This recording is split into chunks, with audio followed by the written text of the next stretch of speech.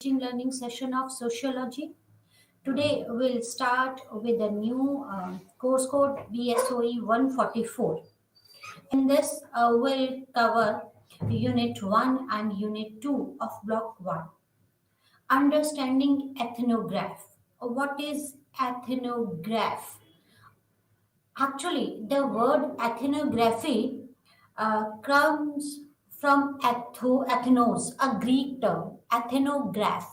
From this word, the ethnos comes from the Greek term, and this ethnos denotes a people or a race or a cultural group. In ethnography, ethnos means a cultural group, people, or a race. And when ethno is prefixed, when this ethno prefix is combined with graphic to form a term ethnographic. Ethnographic refers to the science devoted to describe the ways of life of humankind. So, ethnography is nothing but it describes the way of life of a race of people of humankind. How people live, or how it describes about the culture of a particular race, values of a particular community. Ethnography describes the way of life of humankind. It is a combination of ethnography is a combination of art and science, and it describes a group or a culture. Ethnography emerged from anthropology and social sciences. It adopted it adopted a systematic description of culture through field work. It's a combination of anthropology plus social sciences. It emerged from anthropology and social sciences, and ethnography is systematic description of culture through field work. In this, the researcher described the culture of a particular race, of a particular community, of a in through the field work.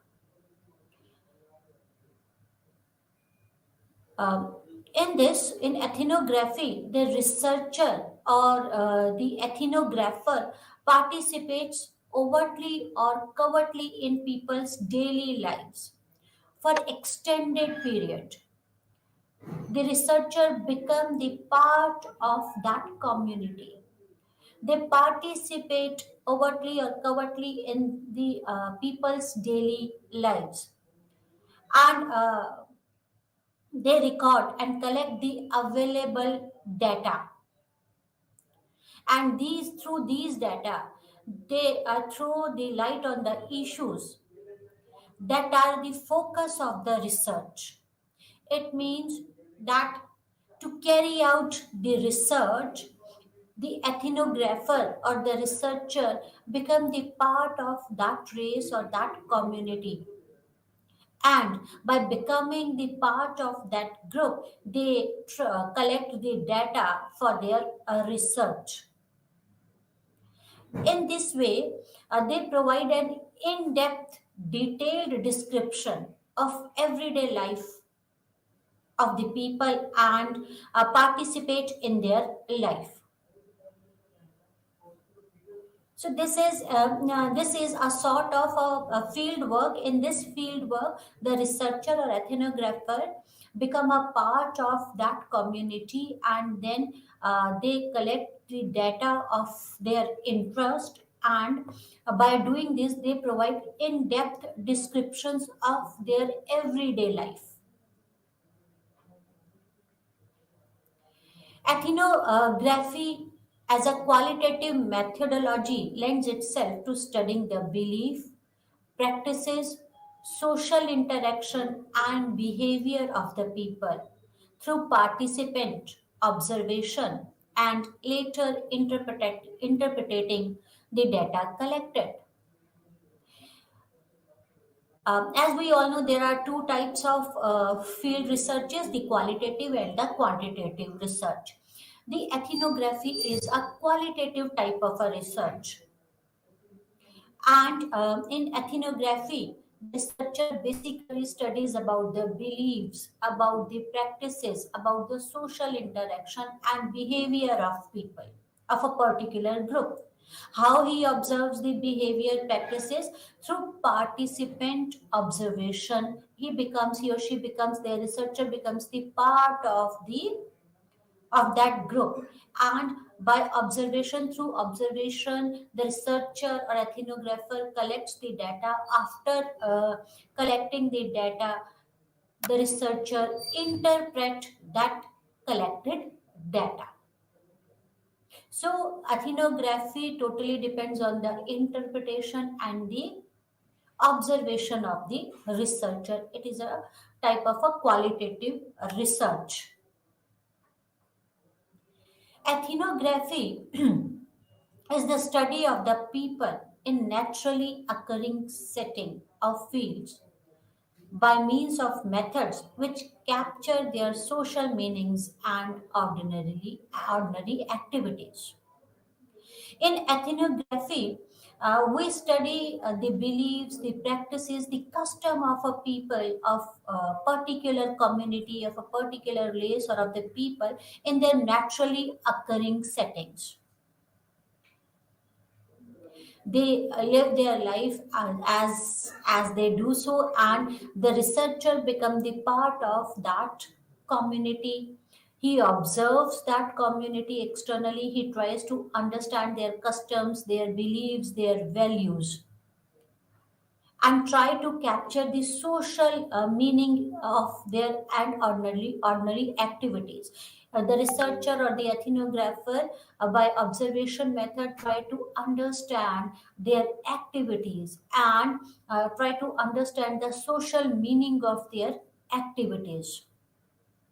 In this, the researcher participates directly in the settings as he becomes the part of that community or of that setting. The researcher collects the data in a systematic manner without meaning being imposed on them externally.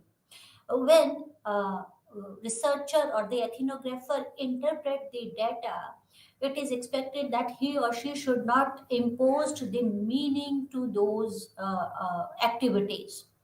To do so, the researcher participates in the activities, observe those activities unbiasedly, and try to infer the meaning of those activities, value, why people, if there are some customs, why people are following some rituals or the custom, what is the reason behind it.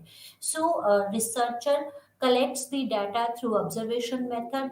He or she directly involves in that field or in that system. He becomes the part of that system and collects the data in a systematic manner, and he collects the data in that way that there should be no biased, and try to interpret that data without meaning being imposed to that data externally. It try to understand the values, beliefs, custom by becoming the part of that community or that system. In its early stages, there was a desire by the researcher to make ethnography appear scientific, and set rules were followed as to how ethnography should be done. So, it is essential to understand the difference between ethnography as a process and ethnography as a product. So, to study about the researcher wants that the ethnography should appear scientific, and certain rules were followed so that it should be done. Science ethnography should be done scientifically, and we divide. The ethnography into two, that is ethnography as a process and ethnography as a product. So what is ethnography as a process? It means that participating and collecting data in the field, allows the researcher to observe closely, record, and engage in daily life of another culture. An experienced label as fieldwork method. As a process, ethnography as a process means the researcher collects the data from the field. This he becomes the part. He participates in the researcher participates in that process, and he observes become the part of that system, and he collects the data from that field, and by doing so, the researcher can observe the rituals or that community closely, and records their data, and the researcher become the engaged in the daily life of another culture, become the part of that culture, right? So this is known as the field method. Whereas ethnography as a product, that is ethnographic writings, the ethnographer writes the account of the culture he studied in a descriptive detail, which are ethnographer's personal and theoretical reflections and are available for the leaders, for the readers. I'm sorry. So, it is important. What is ethnography as a process and ethnography as a product? Ethnography as a process means the way in which ethnographer collects the data, observes a particular community or a system, and takes the data, right, and records the data. Ethnography as a product means after collecting the data, that ethnographer writes the accounts of other culture he studied, and then that monographs were available for the readers. That is ethnography as a product. Ethnographic writing includes a detailed description that is presented in a narrative form. In ethnographic writings, a detailed description has been given for that particular system or for a particular race, and it is presented in a narrative form. The purpose of description is to let the reader understand what happened in the field and the participants' worldview in the research. Ethnography writings gives a glimpse of a social reality and interpreted by the researcher and later produced as an ethnographic text. The text mentions all the particular events and activities that happened when the researcher was in the field. So it was a description, a thorough description about what happened, why it has happened, right? And the why researcher has interpreted in that way. What is the benefit, or what is the benefit of that activity, right? So text mention each and every detail of that system, of that particular race, all the particular events it mentions, or the particular events, activities, what happened when the researcher was in the field. It would also tell the reader about those events which may be worth exploring further. The entire activity or event will often be reported in detail because it represents a typical or a unique experience or allows a very detailed micro analysis. An interesting, coherent, and a readable ethnographic report should provide sufficient description to allow the readers to understand the analysis and advocate analysis to enable the reader to understand the interpretation and explanation presented. So description, that is the description is given for the micro analysis, and it is required that these ethnographic reports should provide the sufficient description so that the reader can understand the analysis and the interpretation why ethnographer or the researcher has interpreted some event or a certain event in that way. Why he has interpreted it in that way. When the ethnographic reports provides detailed micro analysis, then the reader could understand why the researcher has interpreted certain things or a certain events in that particular way. So it provides the detailed reports. The facts presented in the ethnography are not just a set of objective truth, but is an interpretation done by the ethnographer. So, in ethnographic reports, facts have been given, but it also include the interpretation done by the ethnographer. It could change, it could varies, depends on the researcher how researcher interprets. Now, let us discuss the history and development of ethnography. In the first half of 1800s, the term ethnology was more often used to study people by comparing their material artifacts and the cultures. Ethnologists did not collect information by direct observation. Instead, they examined the archives. So it has started in 1800s, and in the first half of 1800s, they study the people by comparing their culture, by comparing their arts, right? But ethnologists did not collect information by direct observation. They examined the archive. So in 1800s, the process was not the direct observation. Ethnography was there, but it was not a direct observation. But the researcher used to collect the data through archives. Over time, the term ethnology, that is the comparative study of culture, fell out of favor because of anthropologists began to do their field work.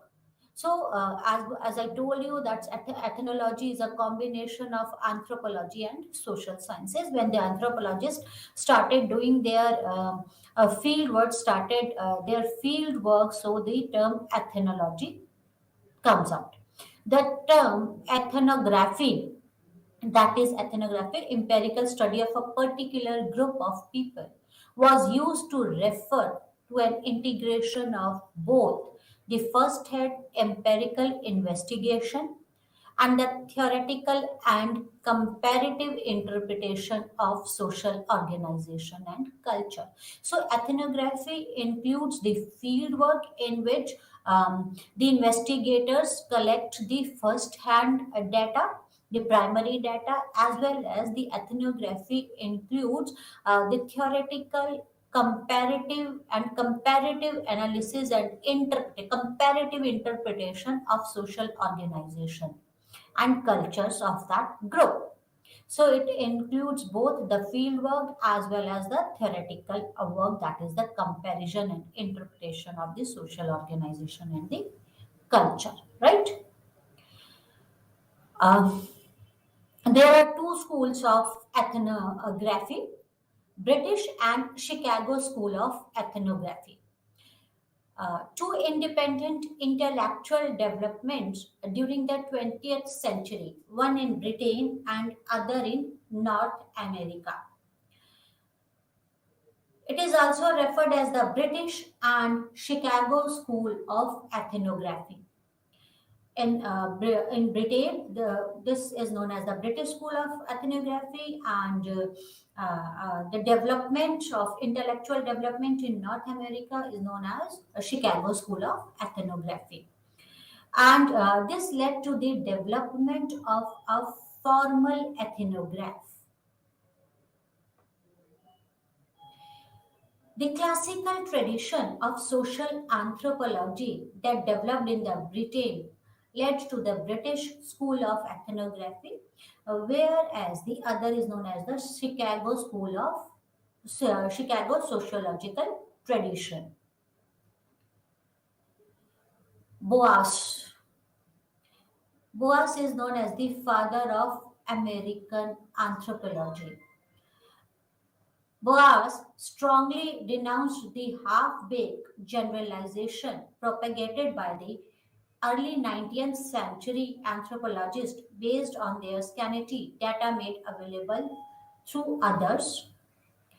For Boas to theorize, one had to be dependent on proper ethnographic data collected on the first hand basis.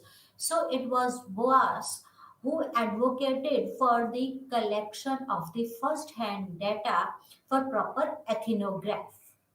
So it is very important, according to Boas, that it is important that the first hand data should be collected for the proper ethnographs.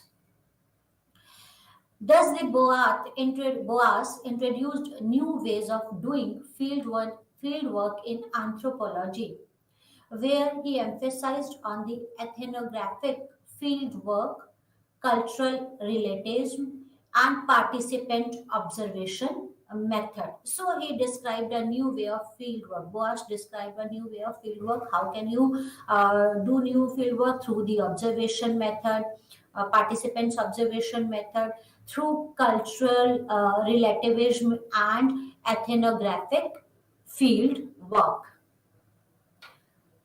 His cultural relativism brought in a new insight to study of anthropology, as emphasis shifted from the reasoning of investigating anthropologists to perception and interpretation of the respondents of the culture investigated, right? So there is a small difference between the anthropology and this ethnography, that he has given that Boas has given the new methods of collection of data. One of them was the cultural relativism.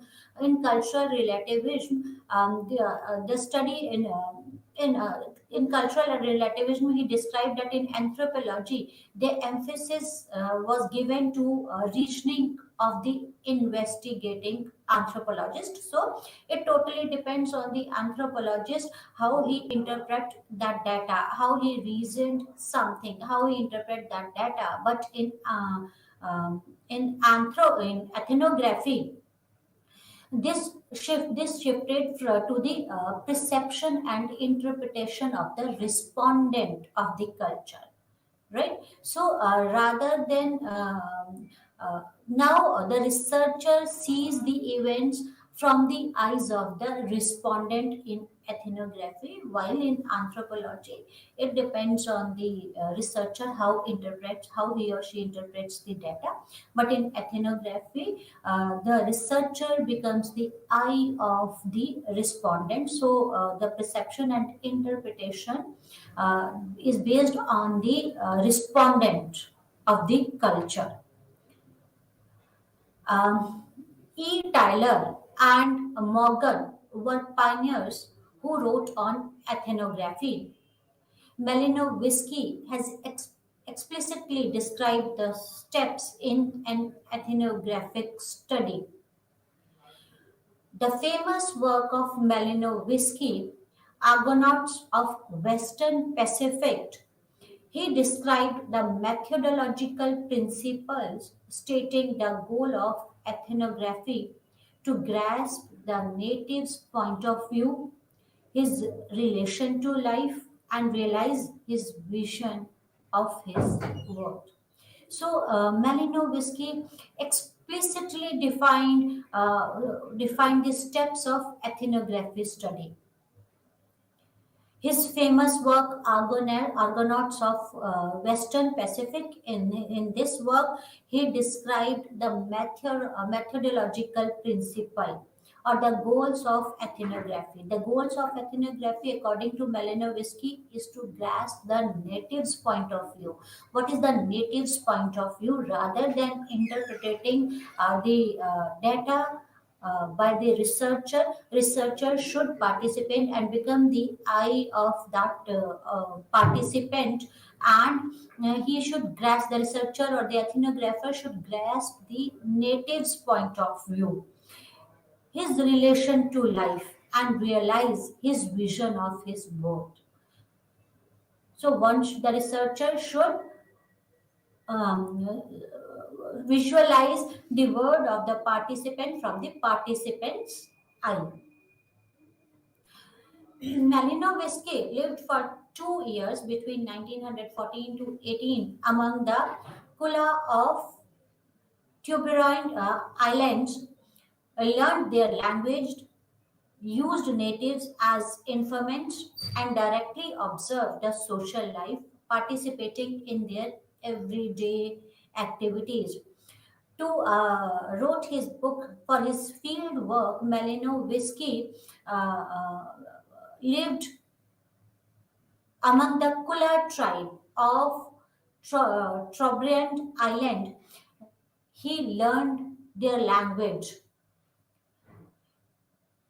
He observed their culture, their life directly.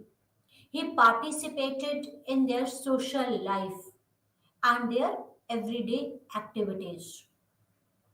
From the 1920 onwards, ethnographic method was incorporated in sociology, adopted by the Department of Sociology of University of Chicago. So from 1920 onwards, it becomes a part of sociology. The Chicago School of Urban Ethnography is usually regarded as a main force behind the sociological fieldwork. Chicago School researcher Robert E. Park and Burgess and their students during the last quarter of 19th century, just before the Great Depression, produced ethnographies based on the everyday lives, communities, and the symbolic interaction of a specific group. So they produced a number of ethnographs on the basis of the symbolic interaction, everyday lives of the communities or of a specific group. Another significant development in the later half of the 20th century was that ethnography spread further to psychology and human geography. It was also influenced by the theoretical ideas like anthropological functionalism, symbolic interactionism, philosophical pragmatism, feminism, constructionism, post structuralism, and the postmodernism. So, it was this ethnography was influenced by the n number of subjects. There are certain prerequisites for writing ethnography. What are those prerequisites? The first is holistic outlook. The ethnographer assumes a holistic outlook in research to get a comprehensive picture of social group and describe the history, economy, religion, politics, and the environment. Holistic outlook would help the ethnographer to understand the social whole. It is very important for the ethnographer to understand the social whole of the community or of a specific group under study. So, ethnographer should be able to describe the history of that specific group, economy, religion, politics, and environment of that particular community or a specific group. And by doing so, he could understand the social whole and can write the ethnograph or the monograph.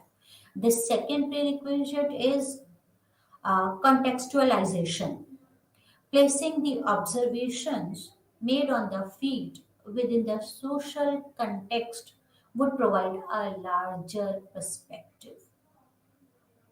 Third is emic versus etic perspective. The emic perspective, the insiders or natives perspective of reality. The insiders or natives perspective of reality is the emic perspective.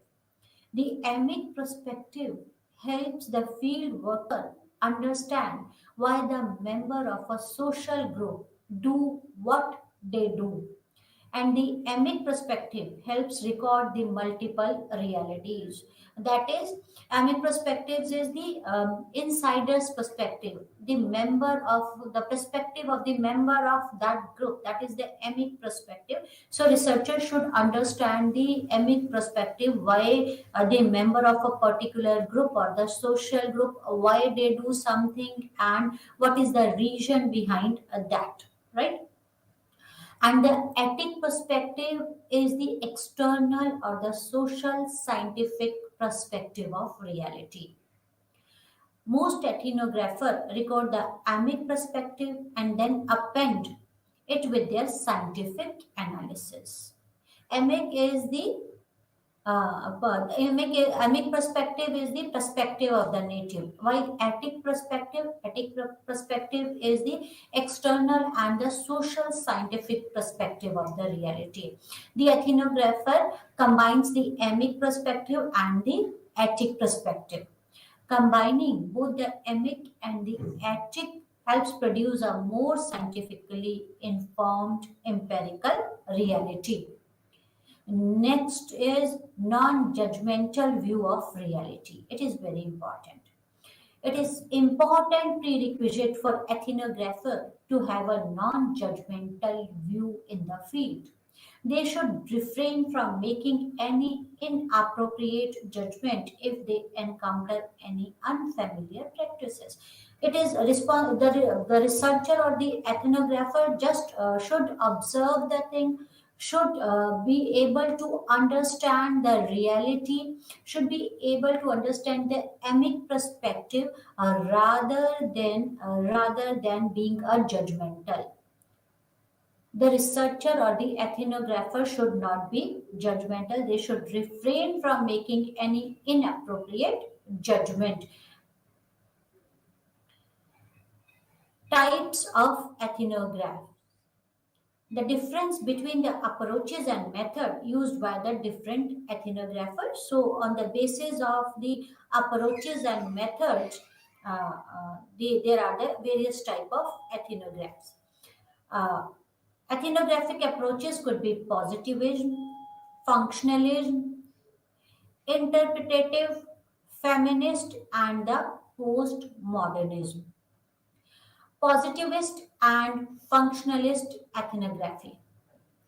During 19th century, a positivistic approach in anthropology and ethnography predominated. This approach adheres to the empiricist notion of knowledge generation and advocate objectivity and distance from the object of inquiry. Positivism. What was the positivism? Positivism means objective study of the reality. So, during the in positivist ethnography, this approach adheres to the empirical notion of the knowledge generation. This approach advocated for the objectivity that we should study this objectively, and there a distance should be maintained between the object of from the object of inquiry. That is, the researcher should maintain a distance from the object of inquiry, and that's how one can study the phenomenon objectively, right? So this is the positivist ethnography. The objectivity requires the researcher to maintain a distance and remain detached from the object of inquiry, and the results are focused on the facts rather than the researcher's own beliefs and values. The primary focus is to seek generalizable laws that may be applied to human behavior. The main objective or the focus of this positivist ethnography is to make a generalizable law so that it could be applied to the human behavior. And how it could be achieved? It could be achieved through the objective study of the data. Objective study means that the researcher should maintain a distance and remain detached from the object under study, right? The anthropologists like Malinowski, Evan Pritchard, and Redcliffe Brown, following the positivist approach, presumed that the culture was static and homogeneous, and a holistic approach would be best suited to collect the data in field. So, anthropologists like Redcliffe Brown, Malinowski, and Evan Pritchard followed the positivistic approach of anthropology. This approach opined that every aspect of culture has a distinct role in maintenance of whole. That is, every element of a culture had a function and contribution to maintenance of the whole society. The society was presumed to be in equilibrium and functioning harmoniously. So, according to this approach, according to this approach, that um, that each and every element plays of the culture plays an important role in maintaining an equilibrium of society as a whole. So every element of culture, every aspect of culture is very important. It is required for maintaining an equilibrium and for the smooth functioning of the society. Next is interpretative approach to anthropology, to ethnography. Clifford Geertz professed on meaning and real emotions rather than just noting of facts in the field. So, Clifford Geertz emphasized on the meaning and the real emotions. So, according to him, rather than just noting down the facts in the field, it is very important to understand the meaning and the real emotions, the reason behind those emotions. It is essential to see humans as an actor in social world rather than simply reacting as an object in the natural world. So, according to him, we should. It is important that we should see human as an actor in a social world. We cannot compare the humans in social world with the objects in the natural world. There is a difference. So, it is very important to understand the emotions of human beings. It was emphasized that the actual context of the situation be noted to know the relation between the action and the environment in which action is taking place and what participants have to say about it. So rather than just observing a phenomena objectively, according to Clifford Geertz, it is very important to understand the region, the context of the situation, and it is important to study the relationship between the action and the environment in which that action is taking place. If someone is doing something, why that sort of action, why someone is taking that sort of action? And what the participants have to say about it. What is the reason behind it? And the aim was to generate an interpretative understanding or worsening. That is the search for the meaning. Why is it required? Why it is important to understand the reason behind any action? That is for to generate an interpretative understanding. How this is important and how these actions is plays an important role in maintaining a whole society as a whole. Right. Next is phenomenological approach. Alfred Schutz. Much of 1960s and 70s qualitative research turned to phenomenological approach, that is obtaining actors' point of view. What is phenomenological approach? Phenomenological approach means obtaining the actor's point of view. Actor's point of view is very important, and Alfred Schutz is known as the father of phenomenology. By emphasizing on the constituted meaning, phenomenology offers a vision of social world where human subject defines themselves, what they value, and the variety of ways they experience the world.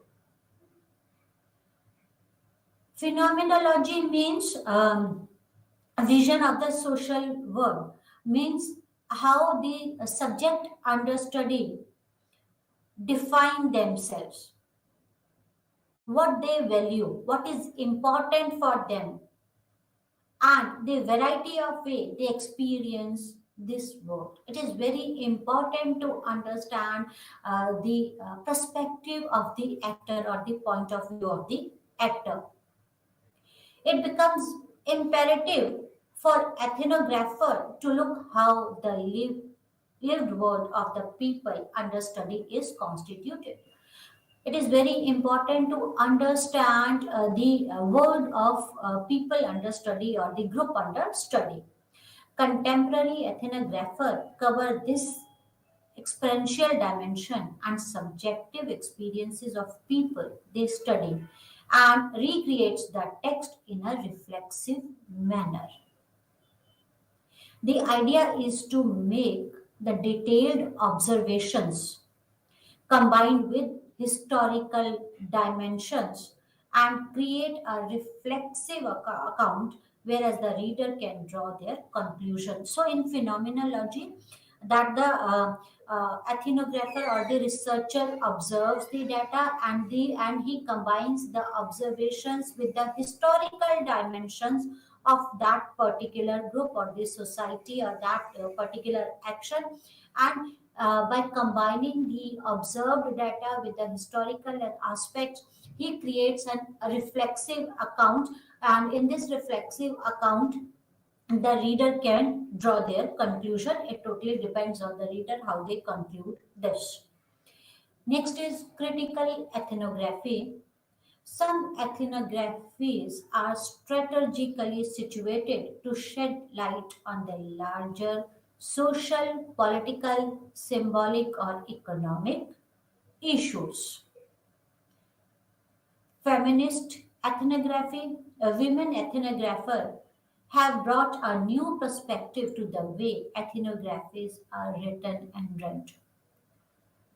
Feminist paradigm have revealed that how women have been conceptualized in the Western intellectual tradition, which is often constructed from the male and white centric point of view, does not address anything associated with women. So, feminist ethnography started stating the problems or started the stating the word from the point of view of women. The production of knowledge was from the male perspective, and the power played a significant role in how the reality was looked into and how one did the field work. According to feminists, these field work has been conducted by the males, and male perspective and power played a significant role, right, in this field work. The fieldwork and analysis of the field was not free from the relation of power between the ethnographer, observer, and the observed.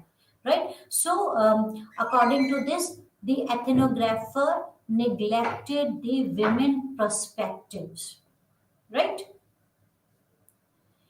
A. Weiner's famous restudy of Trobriand Island, where he visited the site of Malinowski's classic work and incorporated women's voices, showed a different picture of the islanders that one shown by the Malinowski. as I discussed earlier, that Malinovisky lived on the island that is on the he studied the people of Trobriand Island, and he wrote his book that is Argonauts of Western Pacific. Then Anti-Winners, that she restudied this island, and uh, her study showed a different picture of the people of that island, that one shown by the Malinovisky. According to her, Malinovisky, or the anthropologist, not specifically Malinovisky, but the earlier anthropologist, overlooked the women. Right, so she again restudied that island, the lives of people of that island, and then this showed a different picture of the islanders than one shown by the Merino whiskey. Right now, colonial ethnography. What is colonial ethnography? British officials and missionaries made the efforts to collect and record information regarding the life and culture of their Indian subjects. They were very interested to collect and record the information regarding the life and the culture of Indian subject. Why they were interested? They were interested so that they can tame their subjects, so that they can rule their subject easily. They started a detailed analysis of the culture and society, and many anthropologists from England came to India to collect the data on Indian population and prepared a monograph on them. In 1871, the British official launched the first all India census to collect information about Indian society. The census started in 1871 and the British official launched it. In 1901, Sir Herbert Ridgely conducted an ethnographic survey of India. So this was the first ethnographic survey which was conducted in 1901 by Sir Herbert Ridgely.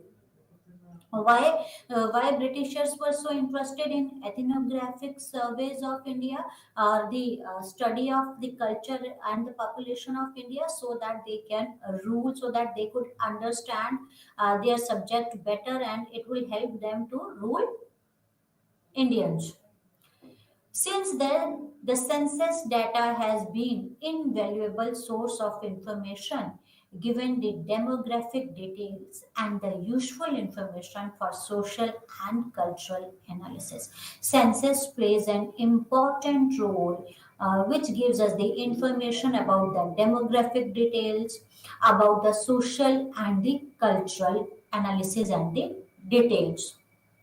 Indiological studies involving studies on the religious practices, customs, laws were actually involved in this. So this the colonial ethnography started early in 1800s, and it has been started by the Britishers to rule India. And in 1901, Ridgely studied about the Indian population, about the demographics of the Indian culture. There are the various phases of this colonial anthropology.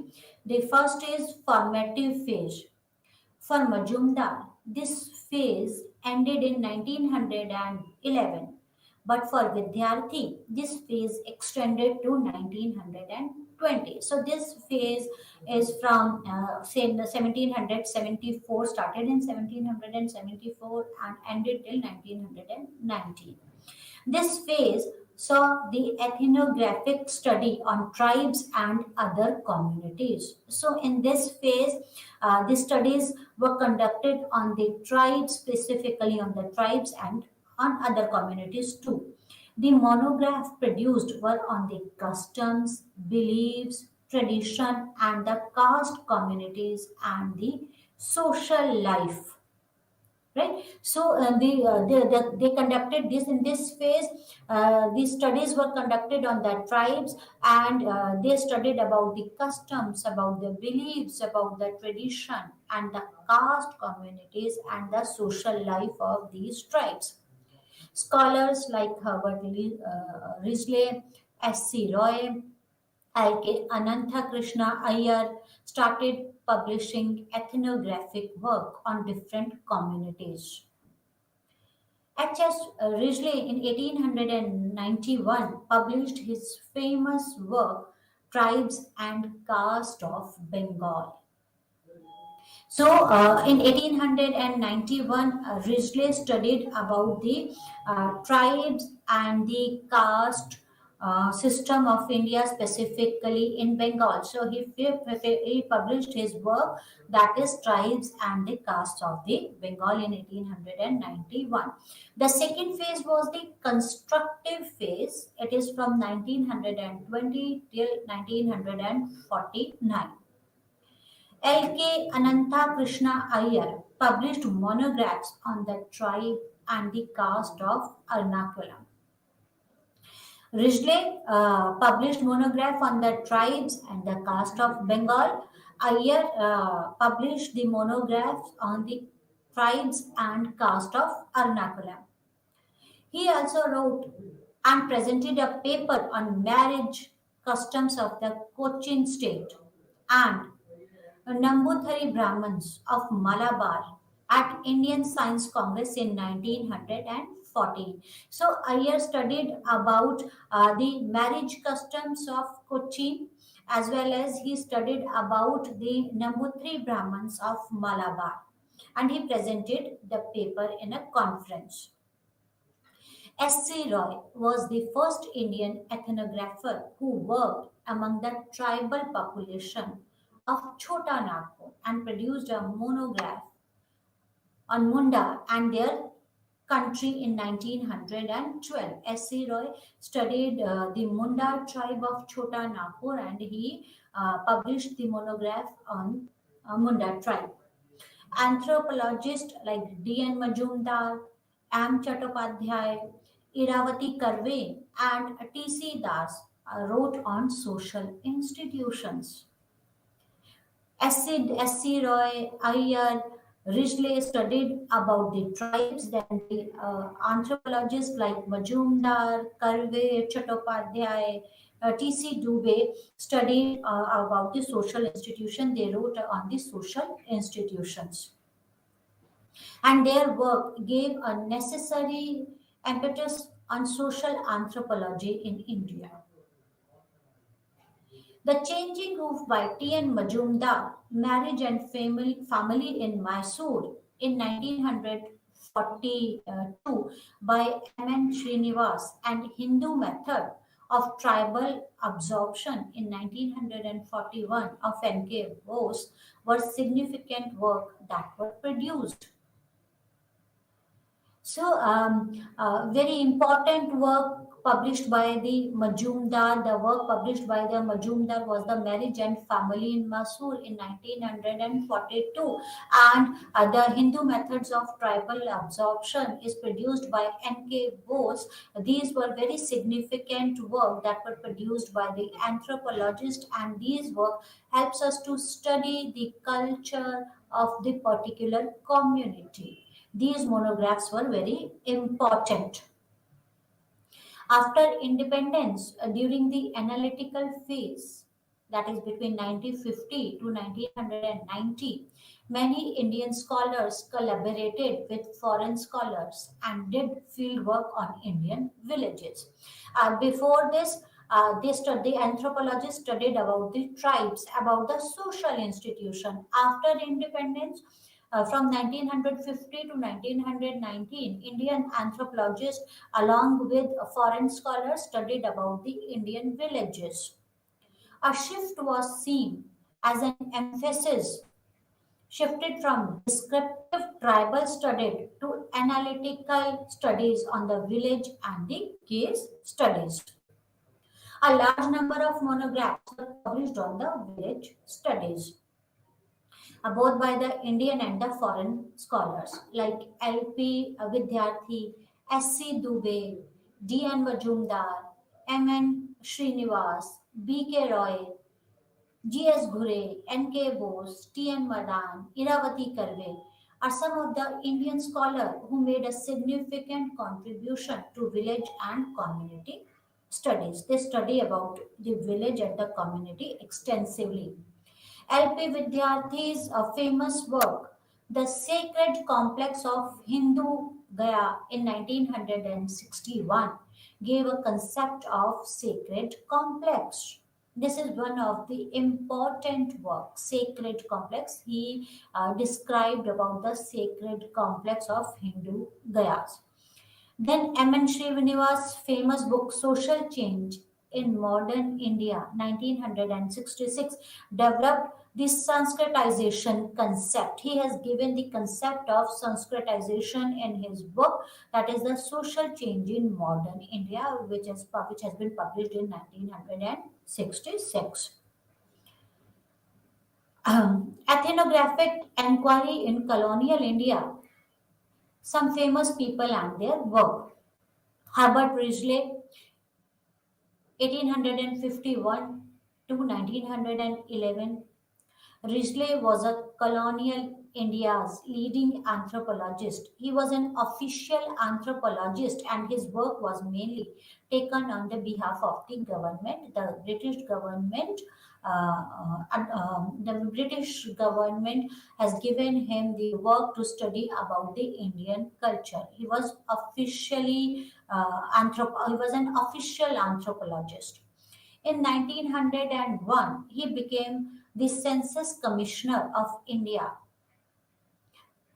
for 1901 census and collected the data on Indian castes and tribes. So, he collected the data on Indian caste and tribe for the census carried out in 1901. He wrote The People of India, an expanded version of Commissioner's Report on 1901. In this work that is which he published with the name of The People of India, he summarized his views on the origin and the classification of Indian races based on his historical speculations and anthropometric research. So, in this, he summarized his view on the origin and classification of the Indian races and how he classified these Indian races on the basis of historical speculation and anthropometric research. His contemporaries and subsequent writers criticized Risley for emphasizing on the racial basis of caste and stressing anthropometric measurement.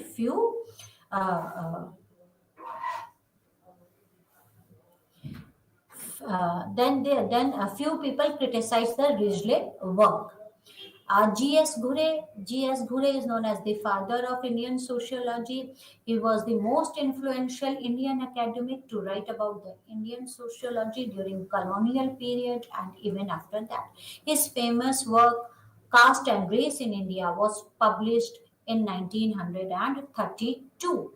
In this, he outlined the six significant features of the caste system, and these features are the segmental division of the society, hierarchy. He described about the hierarchy, restrictions of feeding, social intercourse, civil and religious disabilities, and privileges of the different sections. Lack of choices of occupation and restriction of marriage. So he outlined the six significant features of the caste system in India. right? Warrior L1, he spent nearly 3 decades doing anthropological studies of Indian tribesmen and well known for his work among Begas and Gonds of Orissa and Madhya Pradesh in central India. And he also worked on the tribes of the northeast state, especially NEFA, that is Northeast Frontier Agency. That's all for today. Thank you very much. Namaskar.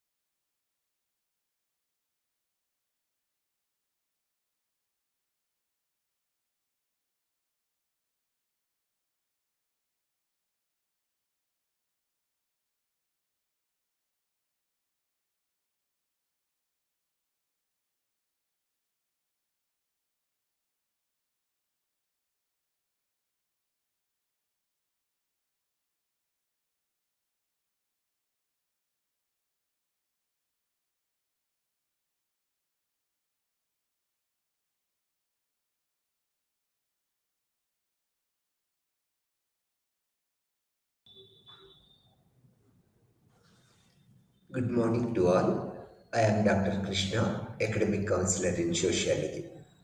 ఈరోజు మనము బిఎస్ఓఈ 146లో unit number 10 lesson చెప్పుకుంటున్నాము.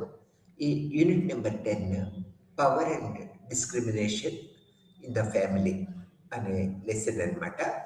ఇక్కడ తెలుగులో మనం దీనికి ఈ power and discrimination in the family అనే దానికి కుటుంబంలో అధికారము మరియు వివక్ష అనేది అన్నమాట ఈ తెలుగు ట్రాన్స్లేషన్. అంటే కుటుంబంలో అధికారం ఎవరు కలిగి ఉన్నారు? స్త్రీలు, పురుషుల. అంటే మనము భారతదేశంలో కుటుంబ వ్యవస్థలో అధికారం అంతా కూడా తండ్రి కలిగి ఉంటాడు. వివక్ష అంటే వీళ్ళలో స్త్రీలు కూడా ఉన్నారు కదా కుటుంబంలో. పురుషులకి అధిక ప్రాధాన్యత ఉంటుంది, స్త్రీలకి అతి తక్కువ ప్రాధాన్యత ఉంటుంది. అది మనకు అందరికీ తెలిసిన విషయం. ఈ వివక్ష ఎలా గురవుతున్నారు ఈ స్త్రీలు, అధికారాన్ని కుటుంబంలో ఈ పురుషులు ఎలా నిర్వర్తిస్తున్నారు అనేది ఈ యూనిట్ నెంబర్ 10 లెసన్లో power and discrimination in the family అనే లెసన్లో మనము వివరంగా తెలుసుకుందాం అనమాట. ఇక్కడ మనము ప్రతి ఈ కుటుంబము అనేది ఒక ప్రముఖ స్థానం కలిగి ఉంటుంది సామాజిక నిర్మితిలో. ఇక్కడ మనము హిందూ తత్వశాస్త్రం ప్రకారము ప్రపంచమంతా కుటుంబముగా పరిగణించబడుతూ ఉంటుంది. హిందువు యొక్క తత్వశాస్త్రం ప్రకారము ప్రపంచం మొత్తం కూడా కుటుంబము ఒక ప్రముఖ పాత్ర వహిస్తూ ఉంటుంది అనేది మనము తెలుసుకోవాలి.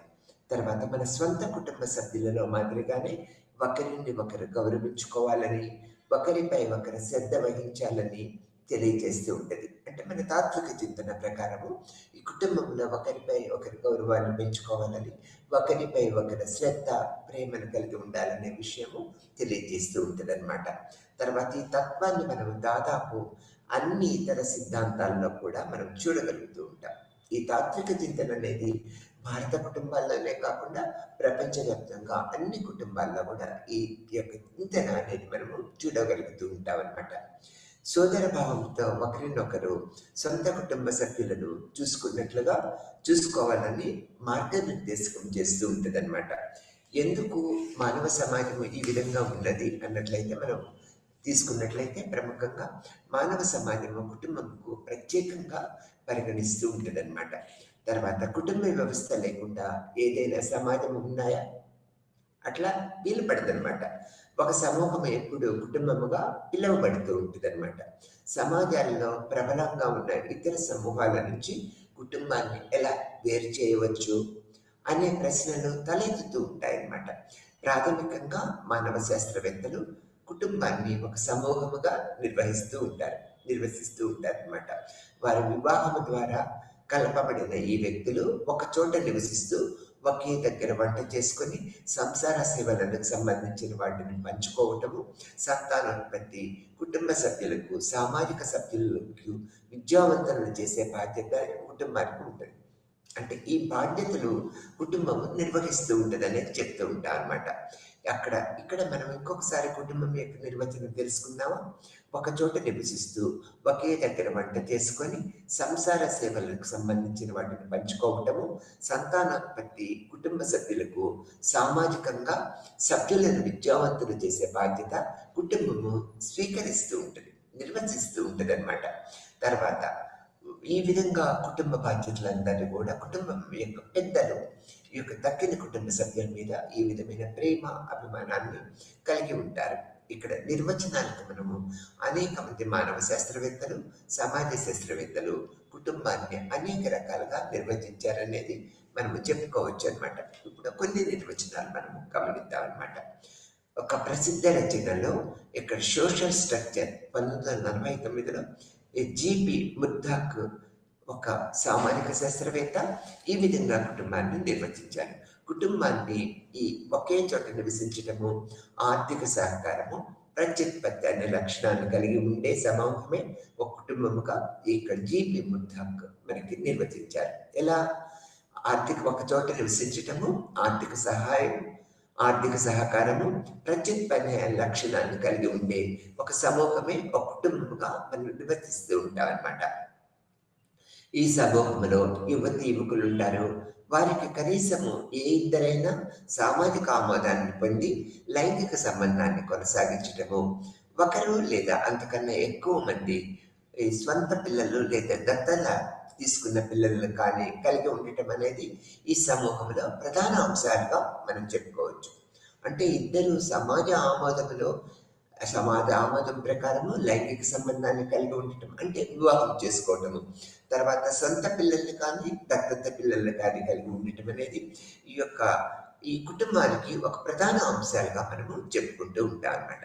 చాలా మంది మానవ శాస్త్రవేత్తలు తీసుకున్నట్లయితే వారి క్షేత్ర అనుభవ పరిశీలన ద్వారా మార్గనిర్దేశం చేయబడిన వారి కోణం నుంచి కుటుంబాన్ని నిర్వచించడానికి అనేక విధాల ప్రయత్నిస్తూ ఉన్నారు. ఈ విధంగా కానీ జార్జ్ పీటర్ ముర్డాక్ అనే మానవ శాస్త్రజ్ఞుడు నిర్వచనంలో ప్రపంచంలోని అన్ని రకాల కుటుంబాల గురించి తెలియజేసేలాగా ఉన్నది అతని యొక్క అభిప్రాయం. ఇక్కడ జార్జ్ పీటర్ ముర్డాక్ నిర్వచనమే ప్రపంచవ్యాప్తంగా అందరూ మానవ శాస్త్రవేత్తలు, సామాజిక శాస్త్రవేత్తలు గౌరవించారు, దాన్ని అనుకరించారనేది మనం చెప్పుకోవచ్చు అనమాట. ఎలా చెప్పుకున్నామో, ఒకే పైకప్పు కింద కలిసి జీవించడానికి ఎంచుకునే వృత్తుల సమూహము వారి జీవనోపాధిని సంపాదించుకోవటానికి ఒకరినొకరు సహాయపడతారని, పిల్లలను పునరుత్పత్తి చేసే సామాజిక బాధ్యత కూడా ఉంటుందని ఆయన పేర్కొన్నారన్నమాట. ఇక్కడ ఒకే పైకప్పు కింద కలిగి జీవించడానికి ఎంచుకునే వ్యక్తుల సమూహము వారి జీవనోపాధికి సంపాదించుకోవటానికి ఒకరికి ఒకరు సహాయపడుతూ ఉంటారు. పిల్లలను పునరుత్పత్తి చేసే బాధ్యత కూడా ఈ యొక్క వ్యక్తులు కలిగి ఉంటారు. దాన్ని మనము కుటుంబంగా పేర్కొంటూ ఉంటాం అనేది ఇక్కడ మనం తెలుసుకోవాల్సిన విషయం. తన నిర్వచనంలో లైంగిక సంబంధము సామాజిక ఆమోదయోగ్యత పైన కూడా ఈయన జార్జ్ పీటర్ ముర్డాక్ నొక్కి చెప్పారనమాట. తర్వాత లైంగిక సహజీవనం చేసే ఇద్దరు వ్యక్తులు సమాజ ఆమోదము లేదా అంగీకారము కలిగి ఉండాలని ఈ యొక్క కుటుంబ పరిస్థితులు మనకు సూచిస్తూ ఉంటాయి. ఇది కుటుంబానికి ఒక గొప్ప సామాజిక సంస్థగా చేస్తూ ఉంటుంది అనమాట. ఇది ఒక కుటుంబం యొక్క ప్రముఖమైన నిర్వచనము. జార్జ్ పీటర్ ముర్డాక్ చెప్పింది ఒక ప్రస్తుతము మనము గమనించవలసిన విషయం.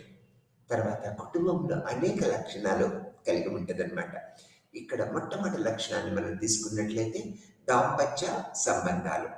ఇక్కడ వివాహ దంపతులు మూల స్తంభాలుగా నూతనంగా జన్మించిన శిశువుకు కుటుంబము ప్రారంభమైనప్పటికీ వివాహము ద్వారా సామాజికంగా ఆమోదించబడిన లైంగిక సంబంధం ఆధారంగానే కుటుంబము నిలుస్తుందని మనం ఇక్కడ గ్రహించాలన్నమాట.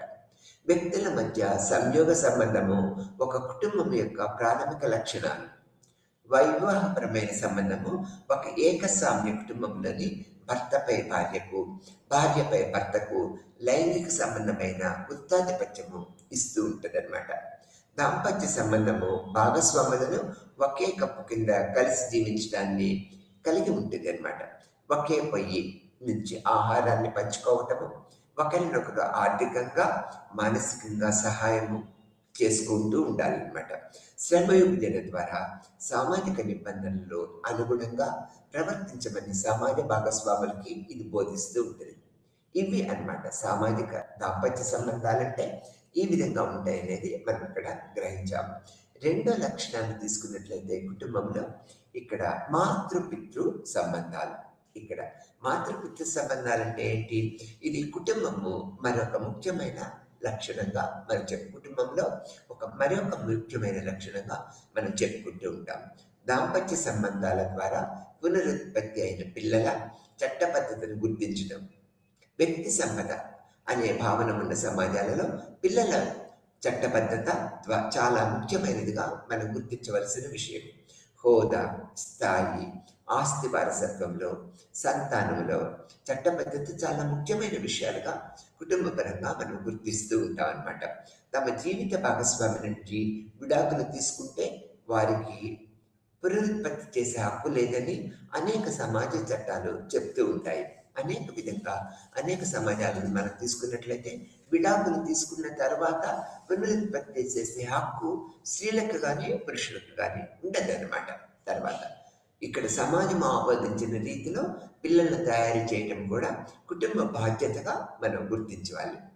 తర్వాత కుటుంబం కూడా సమాజం ద్వారా ఆమోదించబడ్డ రీతిలో పిల్లలను పెంచే బాధ్యత తల్లిదండ్రులది. అనేది మనం గుర్తించాలి. అంటే పిల్లల్ని సంరక్షణ చేసే బాధ్యత కుటుంబంలోని తల్లిదండ్రులుగా మనం గుర్తిస్తూ ఉంటాం అన్నమాట. ఇక్కడ వారిద్దరు కలిసి పని చేస్తారని మనం భావించాలి. తల్లిదండ్రులు ఇద్దరు కూడా పిల్లల అభివృద్ధి కోసము నిరంతరము కలిసి పనిచేస్తూ ఉంటారన్నమాట. పిల్లలు అనుచితంగా ప్రవర్తిస్తే తల్లిదండ్రులని ఎవ్వరు తప్పు పడుతూ ఉంటామన్నమాట. పిల్లలు సక్రమంగా ప్రవర్తించకపోయినట్లయితే సమాజంలోని ఇతర కుటుంబ సభ్యులు లేకపోతే సమాజంలోని సభ్యులందరూ తల్లిదండ్రులను తప్పుపడుతూ ఉంటాం. అందుకని తల్లిదండ్రులు ఏం చేస్తూ ఉంటారు, పిల్లల్ని ఒక సక్రమమైన పద్ధతిలో జీవించే విధంగా మనము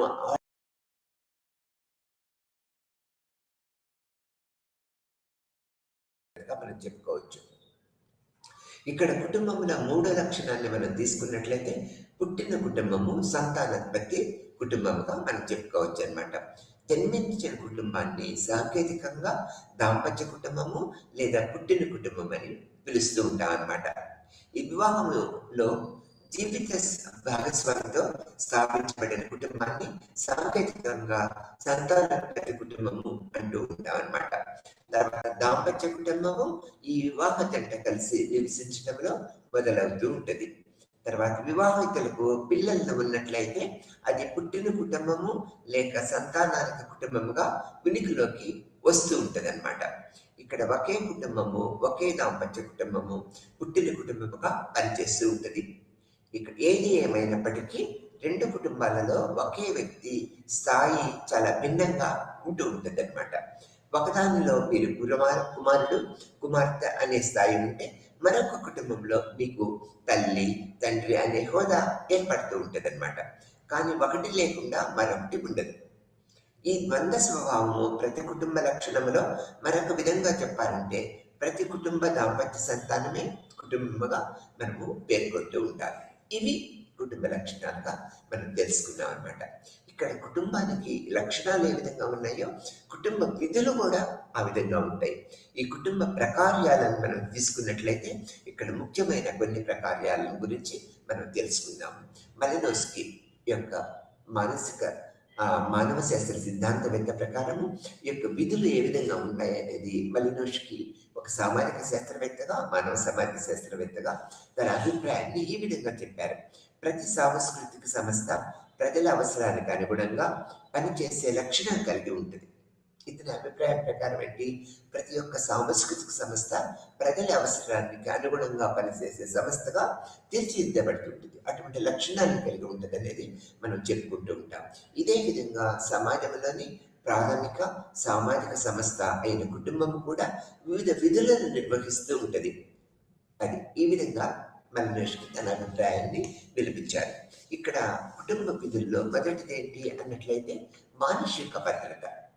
ఇక్కడ చూడండి, సమాజంలో మానవులకు విచక్షణలో ఉంచడానికి మానసిక భద్రత ప్రముఖ పాత్ర వహిస్తూ ఉంటుంది. కుటుంబ సంస్కృతి పేరుతో ఈ భద్రత అందిస్తూ ఉంటుంది అనమాట. మనకి కుటుంబ సభ్యులకు ప్రేమ పరస్పర ఆప్యాయత వంటి భావోద్వేగాలతో సభ్యులను కలుపుతూ ఉంటుంది అనమాట. భార్యాభర్తలు, తల్లి తండ్రి, కుటుంబంలోని తల్లిదండ్రులు, పిల్లల మధ్య ప్రేమ ఆప్యాయతలు వారి అభిప్రాయాలని ఏకం చేస్తూ ఉంటుంది, కలిసి ఉండేటట్లుగా ఏర్పరుస్తూ ఉంటుంది అనమాట. ఈ భావోద్వేగాలు కుటుంబాన్ని ప్రాథమిక సమూహముగా రూపొందించబడుతూ ఉంటాయన్నమాట. తర్వాత తద్వారా సభ్యులు మానసిక భద్రత ఉండటానికి కుటుంబము దోహదపడుతూ ఉంటుంది అనేది మనం ఇక్కడ గ్రహించవలసిన విషయము.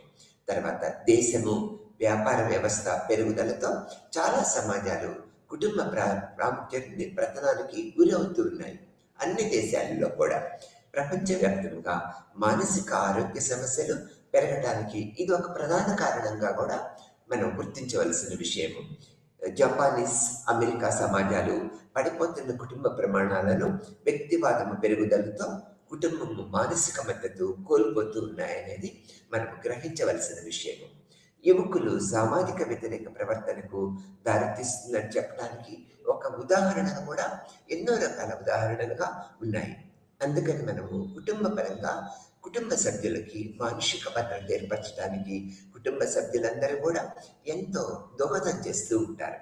కుటుంబ మానసిక భద్రతకి కుటుంబ సభ్యులు నిరంతరము అంటే తల్లిదండ్రులు పిల్లలకి పిల్లలు ఏ విధంగా ఉండాలి అనేది మనము ఒక మానసిక తల్లిదండ్రులు ఏం చేస్తూ ఉంటారు, మానసిక భద్రతని ఏర్పరుస్తూ ఉంటారు అనేది మనం ఇక్కడ గుర్తుంచుకోవాల్సిన విషయం.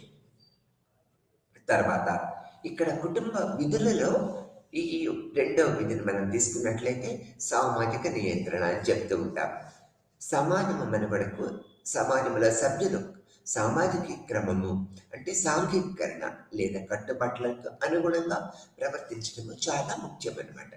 ఇక్కడ కుటుంబం తన సభ్యులను సమాజం అంగీకరించే రీతిలో ప్రవర్తించమని సముచిత ప్రవర్తన నేర్పుతూ ఉంటుంది. కుటుంబంలోని తల్లిదండ్రులు నిరంతరము సాంఘీకరణ ప్రక్రియ పద్ధతులను పిల్లలకు తెలియపరుస్తూ కుటుంబంలో అంటే సమాజంలో కుటుంబ సభ్యులందరూ కూడా ఒక నియంత్రణ పద్ధతులను అనుకరిస్తూ సమాజంలో ఒక మంచి ప్రవర్తన కలిగిన వ్యక్తులుగా ప్రవర్తించాలని నిరంతరము తెలియజేస్తూ ఉంటుంది. కుటుంబ సభ్యులకు తర్వాత తరము సామాజిక క్రమాన్ని అనుసరించడానికి, సమాజ ఉనికికి దోహదం చేయడానికి విద్య ఉపయోగపడుతూ ఉంటుంది. అంటే ఇక్కడేంటి, కుటుంబ నియంత్రణకు తల్లిదండ్రులతో పాటు విద్య కూడా ప్రముఖ పాత్ర వహిస్తుందనే దృక్పథాన్ని మనం ఏర్పరచుకోవాలన్నమాట. కుటుంబ సభ్యుల ప్రవర్తనకు కుటుంబము జవాబుదారీగా ఉంటూ ఉంటుంది అన్నమాట. ఎంతో జవాబుదారీగా కుటుంబము ఉంటూ ఉంటుంది. తర్వాత భారతదేశంలో చాలా గ్రామాలు దానిలో సభ్యుల్లో ఎవరైనా దుష్ప్రవర్తనకు పాల్పడినప్పుడు గ్రామం నుంచి కుటుంబాన్ని బహిష్కరిస్తూ ఉండటం అనేది ఒక ఆనవాయితీగా ఉండేది. ఈ బహిష్కరణ వల్ల తక్కిన కుటుంబాలలో ఉన్న సభ్యులందరూ కూడా ఒక క్రమశిక్షణని, నియంత్రణని ఏర్పరచుకుంటూ ఉంటారు. కాబట్టి కుటుంబ సభ్యులు సామాజిక పరంగా ఒక అవిచ్ఛిన్నమైన అంటే అనుకోని సంఘటనలు కనుక ఏర్పరుస్తూ ఉంటే దానివల్ల సమాజం దెబ్బతింటుందనే దృక్పథంతో సమాజ సభ్యుల్ని, ఈ కుటుంబాన్ని బహిష్కరిస్తూ ఉంటారు. ఇది ఒక పనిష్మెంట్గా మనం చెప్పుకుంటూ ఉంటాం. అందువల్ల ఏం జరుగుతుంది, కుటుంబంలోని సభ్యులందరూ ప్రత్యేకమైన నియంత్రణ కలిగి ఉంటూ ఉంటారు అనేది మనం తెలుసుకోవాలి. ఒక కుటుంబంలోని వ్యక్తి భాగంగా కాక మొత్తం కుటుంబంలోని భాగంగా మనం పరిగణిస్తూ ఉంటాం అన్నమాట. కుటుంబం నుంచి ప్రవర్తనకు గౌరవం సంపాదించుకుంటుంది, దుష్ప్రవర్తనకి శిక్షించబడుతూ ఉంటుంది.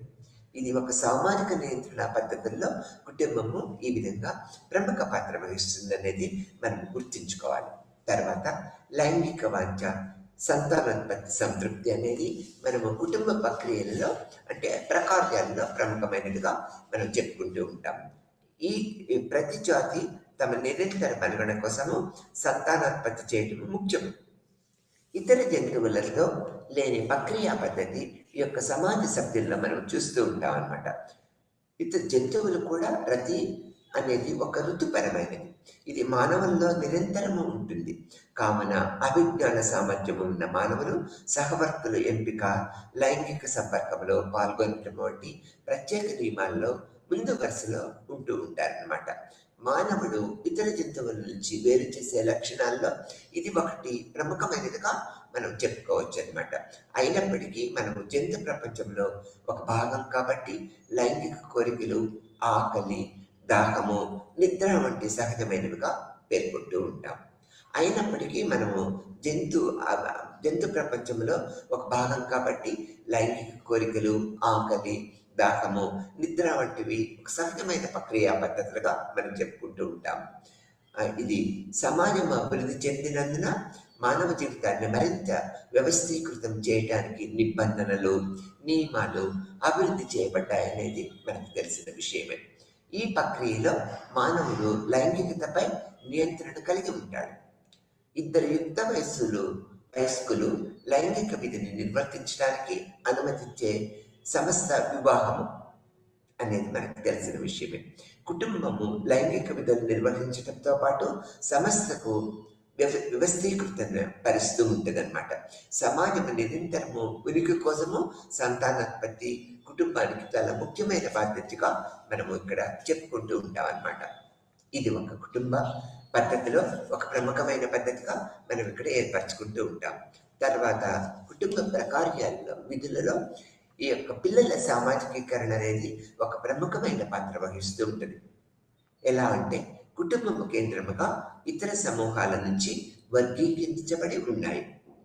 పిల్లలు సామాజికీకరణంగా ప్రత్యేకంగా వ్యవహరించలేని వంశము, కులము, గోత్రాల పెరుగుదలకు కుటుంబము కేంద్రంగా పనిచేస్తూ ఉంటదనమాట. కుటుంబము పిల్లలకు సంస్కృతిని నేర్పిస్తూ ఉంటది. వారిని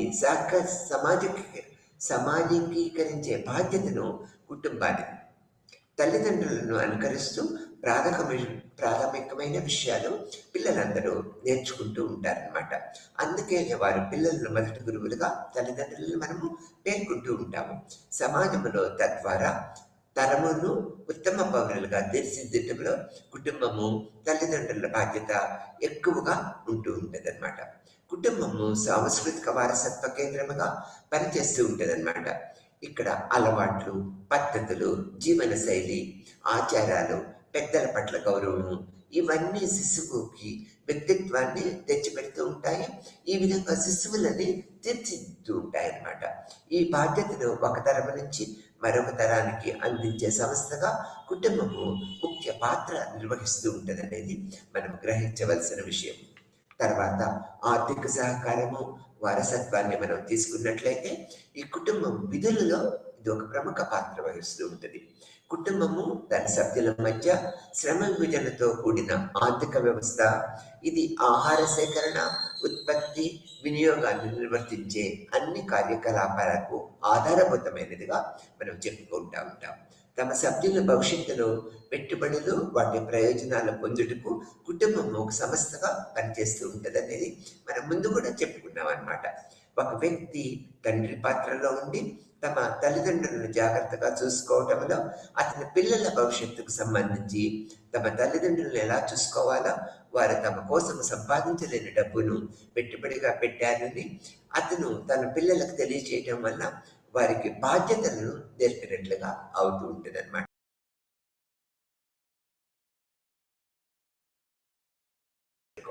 డబ్బు పెట్టి నేర్చుకోలేదు కాదు. తల్లిదండ్రులు వాళ్ళ తల్లిదండ్రుల నుంచి, తల్లిదండ్రులు వాళ్ళ పిల్లలకి ఒక పద్ధతిని పైన జీవిత విధానాన్ని ఏర్పరుస్తూ ఉంటారన్నమాట. ఆస్తి ఎవరికి ఇవ్వాలో కూడా కుటుంబము నిర్దేశిస్తూ ఉంటుంది అనమాట. సంతానము చట్టబద్ధతను స్థాపించడానికి వివాహము కుటుంబము సామాజికంగా ఆమోదించబడిన, అంగీకరించబడిన సమూహ నిర్మాణాలుగా పరిగణించడానికి ఇది ఒక ప్రత్యేక కారణంగా మనం చెప్పుకోవచ్చు అనమాట. ఇవి కుటుంబం యొక్క ప్రకార్యాలు, అంటే విధులు అనమాట. ఇప్పుడు కుటుంబం మీద మనకి లక్షణాలు, విధులు తెలుసుకున్నాం. ఆ తర్వాత యూనివర్సల్, ఇక్కడ మనం యూనివర్సల్గా ఫ్యామిలీ అంటే ఏంటో కూడా మనం తెలుసుకుందాము. కుటుంబము విశ్వజనీయత కలిగి ఉన్నది. ఇక్కడ యూనివర్సిటీ ఆఫ్ ఫ్యామిలీ అని చెప్తూ ఉంటాం ఇంగ్లీష్లో. కుటుంబము విశ్వజనీయమైనది. ఎందుకంటే ఇది అన్ని మానవ సమాజాలను, అభివృద్ధి దశలను, అన్ని కాలాలలోనూ కుటుంబం ఉండటం వల్ల దీనికి విశ్వజనీయమైనదిగా మనం పేర్కొంటూ ఉంటాం.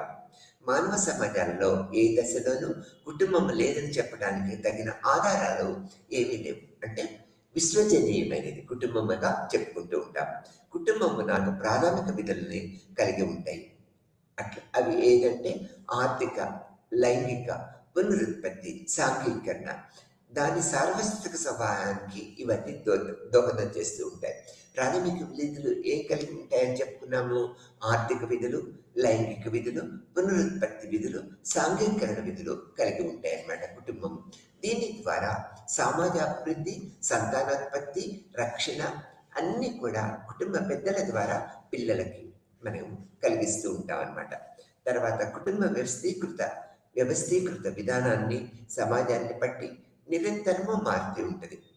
అయినప్పటికీ వ్యక్తులకు దానికి స్వంత మార్గంలో చూసుకోవటానికి ఒక సామాజిక నిర్మాణము ఎల్లప్పుడూ ఏర్పరచబడి ఉంటుంది అన్నమాట. మానవ సమాజాలకే ప్రాథమిక సామాజిక సంస్థ కుటుంబముగా మనం పేర్కొంటూ ఉండవలసింది. తర్వాత అన్ని సమస్యలను ఎదుర్కొని మనిషి మనుగడ, సామాజిక మనుగడ, మానవ జాతి మనుగడ కొనసాగించడానికి కావలసిన స్థిరత్వాన్ని కలుగజేసే సంస్థే మనం కుటుంబంగా చెప్పుకుంటూ ఉంటాం. రాజ్య వ్యవస్థ ఏదైనా ఇవ్వగలదేమో కానీ కుటుంబానికి ప్రత్యామ్నాయంగా సృష్టించే సంస్థ ఏదీ లేదనేది మనం అన్ని సమాజాల్లో చూస్తుంటాం. దీనివల్ల మనకేమర్థమవుతుంది? కుటుంబం యొక్క ఒక ప్రాముఖ్యత ఎలా ఉన్నది, విశ్వజనీయత ఎలా ఉన్నది అనేది మనం అర్థం చేసుకుంటూ ఉంటాం అన్నమాట. జార్జ్ పీటర్ ముర్దాక్ ప్రకారము కుటుంబంలో అనేక రకాలుగా ఉంటాయనేది మనం తెలుసుకుందాం. ఇప్పుడు తెలుసుకుందాం. రెడ్కిట్ బ్రౌన్ ఇతర మానవ శాస్త్రవేత్తలు వివాహ రూపాలు, నివాసము, బంధువుల కూర్పు వంటి బహుళ ప్రమాణాల ఆధారంగా కుటుంబాన్ని రకరకాలుగా వర్గీకరణకు ప్రపంచవ్యాప్తముగా వివిధ సమాజాలలో కుటుంబ వ్యవస్థ అధ్యయనానికి శాస్త్రవేత్తలకి ఉపయోగిస్తూ ఉంటుందన్నమాట. జార్జ్ పీటర్ ముర్దాక్ అభివృద్ధి చెందిన కుటుంబాల రకాలు ఈ విధంగా వర్ణించారు. అవి మనం ఇప్పుడు తెలుసుకుందాం. కుటుంబాలలో రకాలు తీసుకున్నట్లయితే కేంద్ర కుటుంబము, తర్వాత కాంపోజిట్ కుటుంబము, ఫ్యామిలీ అంటే సమ్మిశ్ర కుటుంబము అని చెప్తూ ఉంటాము. ఇది తర్వాత కేంద్ర కుటుంబంలో చూడండి బహు వివాహాలు, విస్తృత కుటుంబాలు మనం చూస్తూ ఉంటాం. ఈ కాంపోజిట్ ఫ్యామిలీలో చూసినట్లయితే బహుభార్యత్వము, బహుభర్తృత్వం అనేది కలిగి ఉంటారని చెప్తూ ఉంటాం. తర్వాత ఈ యొక్క కాంపోజిట్ ఫ్యామిలీని మనం తీసుకున్నట్లయితే పితృస్వామిక విస్తృత కుటుంబము, మాతృస్వామిక విస్తృత కుటుంబము, మాతుల స్థానిక విస్తృత కుటుంబము, ద్విస్థానిక విస్తృత కుటుంబము, భారత సంయుక్త విస్తృత కుటుంబాలుగా మనము చెప్పుకుంటూ ఉంటాం. ఇవి ఈ యొక్క కాంపోజిట్ ఫ్యామిలీ యొక్క అనేక రకాల ఫ్యామిలీస్గా ఈ విధంగా డివైడ్ చేశారనేది మనం చెప్తూ ఉన్నాం. ఇక్కడ ఇది మానవుల్లో నిరంతరము ఉంటూ ఉంటుంది. ఒక రతి ప్రక్రియ అంటే పునరుత్పత్తి అనేది మనకి జరుగుతూ ఉంటుంది. ఈ పునరుత్పత్తి వల్లే మన యొక్క సామాజిక అభివృద్ధి జరుగుతూ ఉంటుంది. అంటే కుటుంబంలో ఇన్ని రకాల కుటుంబాలు ఉండటం వల్ల ఈ కుటుంబ వ్యవస్థలు ఏ విధంగా పెరుగుతున్నాయో మనం చూస్తూ ఉంటాము. ఇక్కడ న్యూక్లియర్ ఫ్యామిలీ, దీన్ని తెలుగులో ఏమంటాము? కేంద్రక కుటుంబం. అంటే ఒక కేంద్రాన్ని చేసుకొని తల్లిదండ్రులు, పిల్లలు ఎలా కలిగి ఉంటారు అనేది చెప్తూ ఉంటాం. దీన్ని మనం ఏంటి న్యూక్లియర్ ఫ్యామిలీ అని చెప్తున్నాము. కేంద్ర కుటుంబము అత్యంత సరళమైన కుటుంబం రకముగా ఈ యొక్క కేంద్ర కుటుంబాన్ని మనం న్యూక్లియర్ ఫ్యామిలీని పేర్కొంటూ ఉంటాం. ఇందులో వివాహితులైన ఒక పురుషుడు, ఒక స్త్రీ, వాళ్ళ సంతానము ఉంటూ ఉంటారు. కొన్ని సందర్భాల్లో కొందరు అదనపు వ్యక్తులు వాళ్ళతో కలిసి నివసిస్తూ ఉంటారు. ఈ విధంగా మనము ఈ యొక్క కేంద్ర కుటుంబం యొక్క నిర్వచనం చెప్పుకుంటూ ఉంటాము. దీంట్లో సమ్మిశ్రమ కుటుంబము అంటే కాంపోజిట్ ఫ్యామిలీని మనం తీసుకున్నట్లయితే 2 లేక ఇంకా ఎక్కువ కేంద్ర కుటుంబాలు కలిస్తే సంక్లిష్ట కుటుంబము ఏర్పడుతూ ఉంటుంది అనమాట. దీనికి 2 రకాలుగా విభజించవచ్చు. బహు వివాహ కుటుంబము అండ్ విస్తృత కుటుంబముగా చెప్పుకుంటూ ఉంటాం. ఇక్కడ బహు వివాహ కుటుంబాన్ని మనం తీసుకున్నట్లయితే కుటుంబంలో బహు వివాహ కుటుంబంలో 2 లేదా ఇంకా ఎక్కువ కేంద్ర కుటుంబాలు వివాహం చేత అనుబంధించబడి ఉంటూ ఉంటాయన్నమాట. ఇక్కడ అనగా వివాహితులైన తల్లిదండ్రుల్లో ఎవరో ఒకరు ఉమ్మడిగా ఉంటూ ఉంటారన్నమాట. ఈ సందర్భంలో బహు వివాహాలు, బహుభార్యత్వము అంటే ఒక వ్యక్తి 2 లేక అంతకంటే ఎక్కువ మంది స్త్రీలు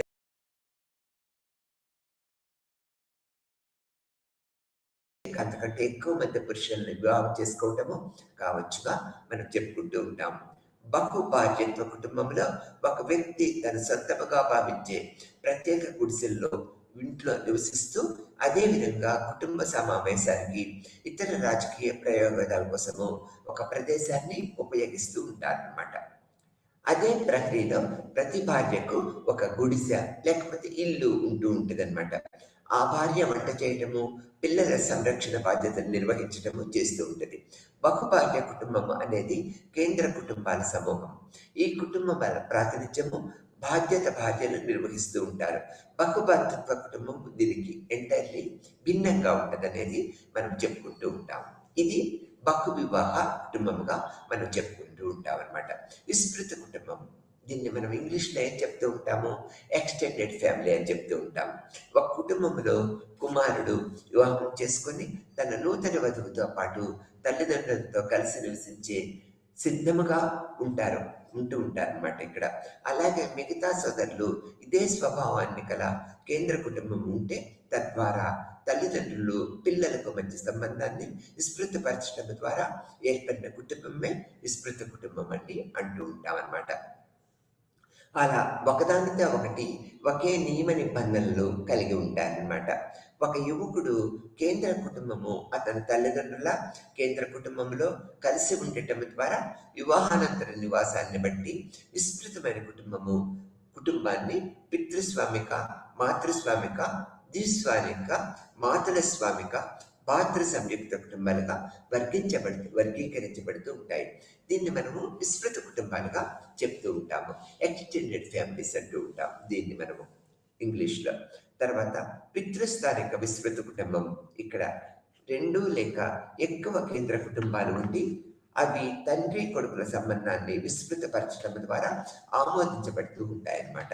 దీనిలో భార్యాభర్తలలోనూ వాళ్ళ కొడుకులలోనూ ఏర్పడే కేంద్ర కుటుంబాలు ఉంటూ ఉంటాయి. రాజు వివాహం చేసుకున్నాడు అనుకోండి, ఎగ్జాంపుల్గా తీసుకుంటే అతని కుటుంబ సంస్కృతి ప్రకారం తన కొత్త వధువుతో పాటు తల్లిదండ్రులతో నివసిస్తూ ఉంటాడు. ఎగ్జాంపుల్ అనమాట ఇది. తనకు చివరకు కుమారులను పొందాడు. రాజు సోదరులు కూడా వివాహం చేసుకొని రాజు అతని తల్లిదండ్రులతో కలిసి నివసించడం మొదలు పెడితే అన్నదమ్ముల భార్యలు, పిల్లలు వారిని ఆదర్శంగా తీసుకుంటారు. దీన్ని పితృస్వామిక విస్తృత కుటుంబంగా మనం పరిగణిస్తూ ఉంటాం అనేది ఇక్కడ చెప్తూ ఉంటాం అనమాట. ఈ మాతృస్థానిక విస్తృత కుటుంబాన్ని మనం తీసుకున్నట్లయితే మాతృస్వామిక విస్తృత కుటుంబంలో 1 కంటే ఎక్కువ కేంద్ర కుటుంబాలు ఉంటూ ఉంటాయన్నమాట. అవి తల్లి కూతుళ్ళ సంబంధాన్ని విస్తృతపరచడము ద్వారా అనుబంధించబడుతూ ఉంటాయన్నమాట. దీనిలో భార్య భర్తలతోనూ వాళ్ళ కూతుళ్లతోనూ ఏర్పడే కేంద్ర కుటుంబాలు ఉంటూ ఉంటాయన్నమాట. కుమార్తె వివాహం తర్వాత తల్లి కుటుంబంలో నివసించే సాంప్రదాయం ఉన్న సమాజాలలో ఈ రకమైన కుటుంబాన్ని మనము చూస్తూ ఉంటాం అనమాట. మరొక మాటలో చెప్పాలంటే దీన్ని మాతృస్థానిక నివాస సమూహము అంటూ ఉంటాం అనమాట. ఇక్కడ ద్విస్థానిక విస్తృత కుటుంబము లేదా ఉభయస్థానిక విస్తృత కుటుంబాన్ని మనం ఎగ్జాంపుల్గా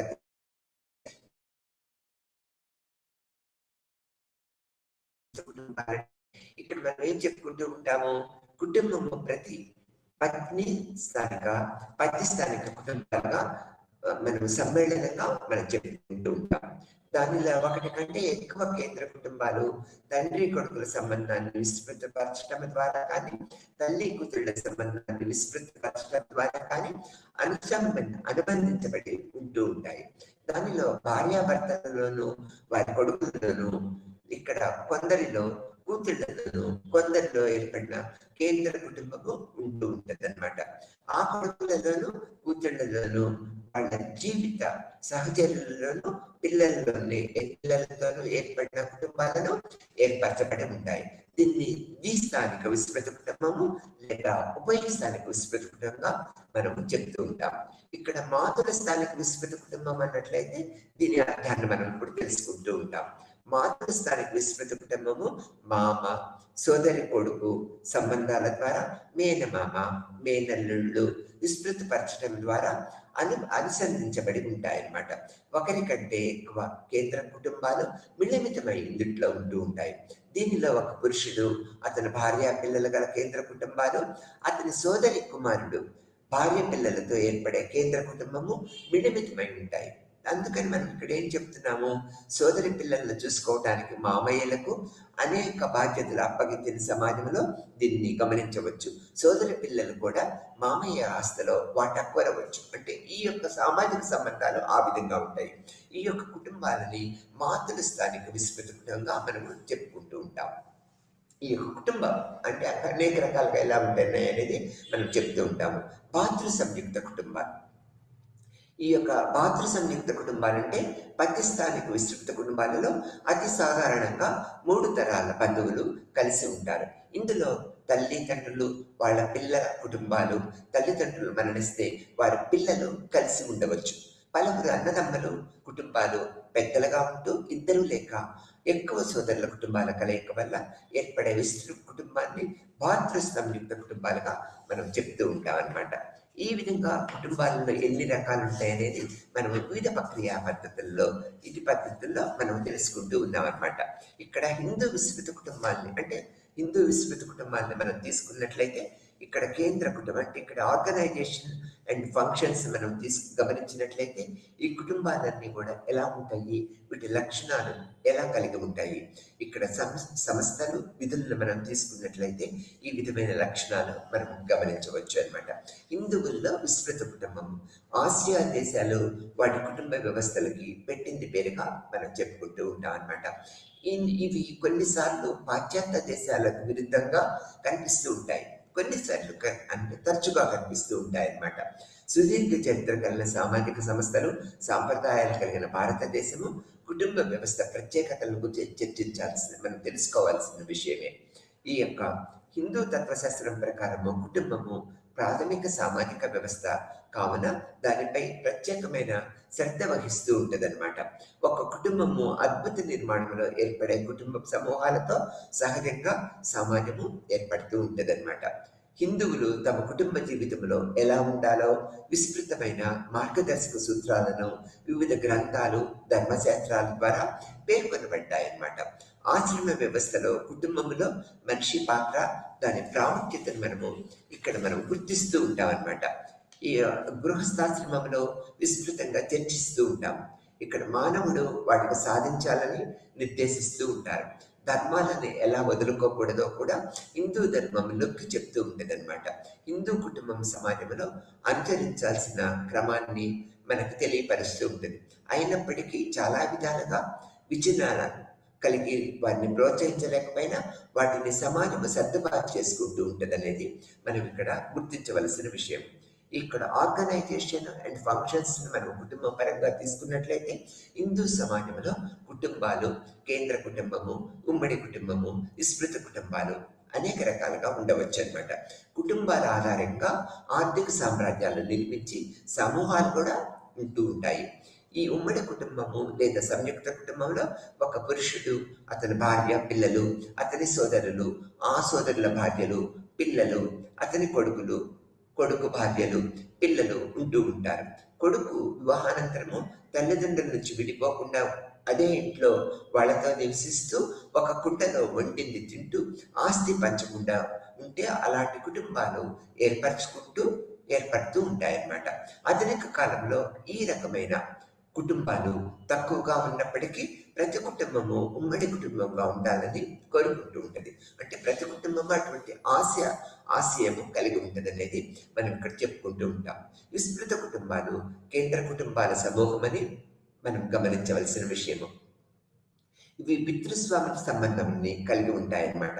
తండ్రి కొడుకుల సంబంధము, విస్మృతి లేదా వివాహితులు కలిసి జీవించే విస్మృతిని ఇవి కల్పిస్తూ ఉంటాయి. ఉమ్మడి ఆస్తి హక్కులను ఈ యొక్క వ్యవస్థ ప్రోత్సహిస్తూ ఉంటుంది అనమాట. విస్తృత కుటుంబం శ్రమ విభజన మాత్రము సూత్రాల ప్రకారము తన పని విధానాన్ని వ్యవస్థీకరిస్తూ ఉంటుంది అనమాట. ఎవరికి వారు వయస్సు, సామర్థ్యము ప్రకారము బాధ్యతలని తీసుకుంటూ ఉంటారు. ప్రతి సభ్యుడు అధిక వనరులను సమకూర్చుకోవటము లేదా జీవనోపాధికి తోడ్పడాలి. వివాహము లేదా మరణం సంభవించినప్పుడు కుటుంబ సమూహంలో సంఘటితన అంటే ఒక కోఆపరేషన్ అండ్ కోఆర్డినేషన్ కనిపిస్తూ ఉంటుంది. ప్రతి సభ్యుడు నిస్వార్థంగా కుటుంబానికి సంబంధించిన పనులు చేయటంలో సహకరిస్తూ ఉంటారనమాట. ఇది మొత్తము ఆ సమూహము లేదా ఆ వ్యవస్థ సూక్ష్మ రూపముగా మనకు హిందూ భారతదేశంలో కనిపిస్తూ ఉంటుంది అనేది మనము గ్రహించవలసిన విషయం. ఇప్పుడు కుటుంబం యొక్క లక్షణాలు, వివిధ రకాల కుటుంబాలు, బాధ్యతలు ఏ విధంగా ఉన్నాయో మనం తెలుసుకుందాం. తర్వాత డిస్క్రిమినేషన్ ఇన్ ద ఫ్యామిలీ అంటే కుటుంబంలో అధికారం ఏ విధంగా కలిగి ఉన్నారు, తర్వాత వివక్షణ ఏ విధంగా ఉన్నది అనేది కూడా మనం తెలుసుకుంటాం అనమాట. ఈ యొక్క శక్తి వివక్ష తీసుకున్నట్లయితే కుటుంబ పరంగా పితృస్వామ్య సంస్థ మనది అన్ని కూడా భారతదేశంలో పితృస్వామ్య సంస్థలు కలిగి ఉంటూ ఉంటాం అనమాట. తండ్రి హెడ్ ఆఫ్ ద ఫ్యామిలీగా ఉంటారు. కుటుంబంలో మనం పెద్దగా ఎవరు చెప్పుకుంటూ ఉంటాము, తండ్రిని చెప్పుకుంటూ ఉంటాము. కుటుంబంలో బాధ్యతలు, బరువులు అన్నీ కూడా తండ్రి నిర్వర్తిస్తూ ఉంటాడు, తీసుకుంటూ ఉంటాడు. తండ్రి ఒక ప్రధాన పురుషుడిగా కుటుంబానికి ఉండి కుటుంబ సభ్యుల్ని, కుటుంబ బాధ్యతలన్నింటినీ కూడా ఒక క్రమ పద్ధతిగా నిర్వహిస్తూ ఉంటాడని మనము కుటుంబ పరంగా మనం తెలుసుకుంటూ ఉంటాం అన్నమాట. ఇక్కడ కుటుంబం అనేది వివాహము, రక్తము లేదా దత్తత వంటి బాధ్యతాల ద్వారా ఐక్యమైన వ్యక్తుల సమూహంగా మనం తెలుసుకున్నాం, అంటే నిర్వచించుకున్నాం. ఇక్కడ సంబంధిత పాత్రలలో ఒకరితో ఒకరు పరస్పరము సంపాదించడము, నిరంతరము పరస్పరము ఒకరికి ఒకరు సంభాషిస్తూ ముందుకు వెళ్తూ ఉంటారు. ఇక్కడ ఉమ్మడి సంస్కృతిని సృష్టించడము, తర్వాత గుర్తింపు నిర్మాణము, భావోద్వేగాలు, ప్రేమ, సంరక్షణ మరియు అభ్యాసం యొక్క సంస్థ బలమైన మద్దతు గల వ్యవస్థగా మనం కుటుంబాన్ని చెప్పుకుంటూ ఉన్నాం అనేది మనం చెప్పుకుంటూ ఉన్నాం. ఈ యొక్క కుటుంబంలో ఒక శక్తి అనేది ఒక పురుషుడికి మనం ఇస్తూ ఉంటాం. పితృస్వామ్య సంస్థగా మనం కుటుంబాన్ని ఏర్పరచుకుంటూ ఉంటాం. తండ్రి యొక్క కుటుంబానికి పెద్దగా ఉండి తక్కిన సభ్యులందరినీ కూడా నియంత్రిస్తూ ఉంటాడు. నియంత్రించడంతో పాటు వారి యొక్క సామాజిక ప్రక్రియ పద్ధతి, అంటే వాళ్ళ యొక్క బాధ్యతలన్నీ సక్రమంగా నిర్వర్తించేటట్లుగా చూస్తూ ఉంటాడనేది ఈ యొక్క కుటుంబ తండ్రిగా ఒక పురుషుడి బాధ్యతగా మనం చెప్తూ ఉంటాం అన్నమాట. తర్వాత పురుషులు అంటే పురుషుల్ని తీసుకున్నట్లయితే ఒక నియంత్రణ అధికారిగా ఉంటూ ఉంటారు. తక్కిన వారికి కుటుంబ సభ్యులకి ఒక మార్గనిర్దేశకము చేస్తూ ఉంటారనేది మనం గ్రహించవలసిన విషయం. తర్వాత స్త్రీలు ఉత్పత్తి, అంటే పురుషులిద్దరు కూడా సమాజ ఆమోదంతో వివాహం ద్వారా లైంగిక ఉత్పత్తిని పాల్పడుతూ ఉంటారు, అంటే లైంగిక పద్ధతులని కలిగి ఉంటారు అనేది మనం తెలుసుకుంటూ ఉంటాం. ఇక్కడ పురుషులు స్త్రీలు ఇద్దరు కూడా సామాజిక ఆమోదాన్ని పొందగలుగుతూ ఉంటారు.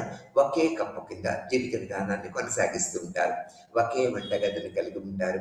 ఒకే వంటని చేసుకుంటూ అందరూ కలిసికట్టుగా భుజిస్తూ ఉంటారు అనేది మనం అనేక సామాజిక ప్రక్రియల్లో చూస్తూ ఉంటాం అనేది మనం ఇక్కడ ఏర్పరచుకుంటూ ఉంటాం.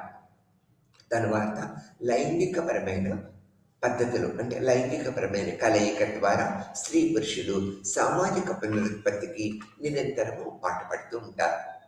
ఈ యొక్క సామాజిక పునరుత్పత్తి చేయాలంటే ఏం చేయాలి? సామాజిక పద్ధతులతో వివాహం చేసుకొని సామాజిక ఆమోదాన్ని మనం కలిగి ఉండాలనేది మనం ఇక్కడ తెలుసుకుంటూ ఉంటాం అన్నమాట. ఈ యొక్క పునరుత్పత్తికి లైంగికత పద్ధతులు దోహదం చేస్తూ ఉంటాయి.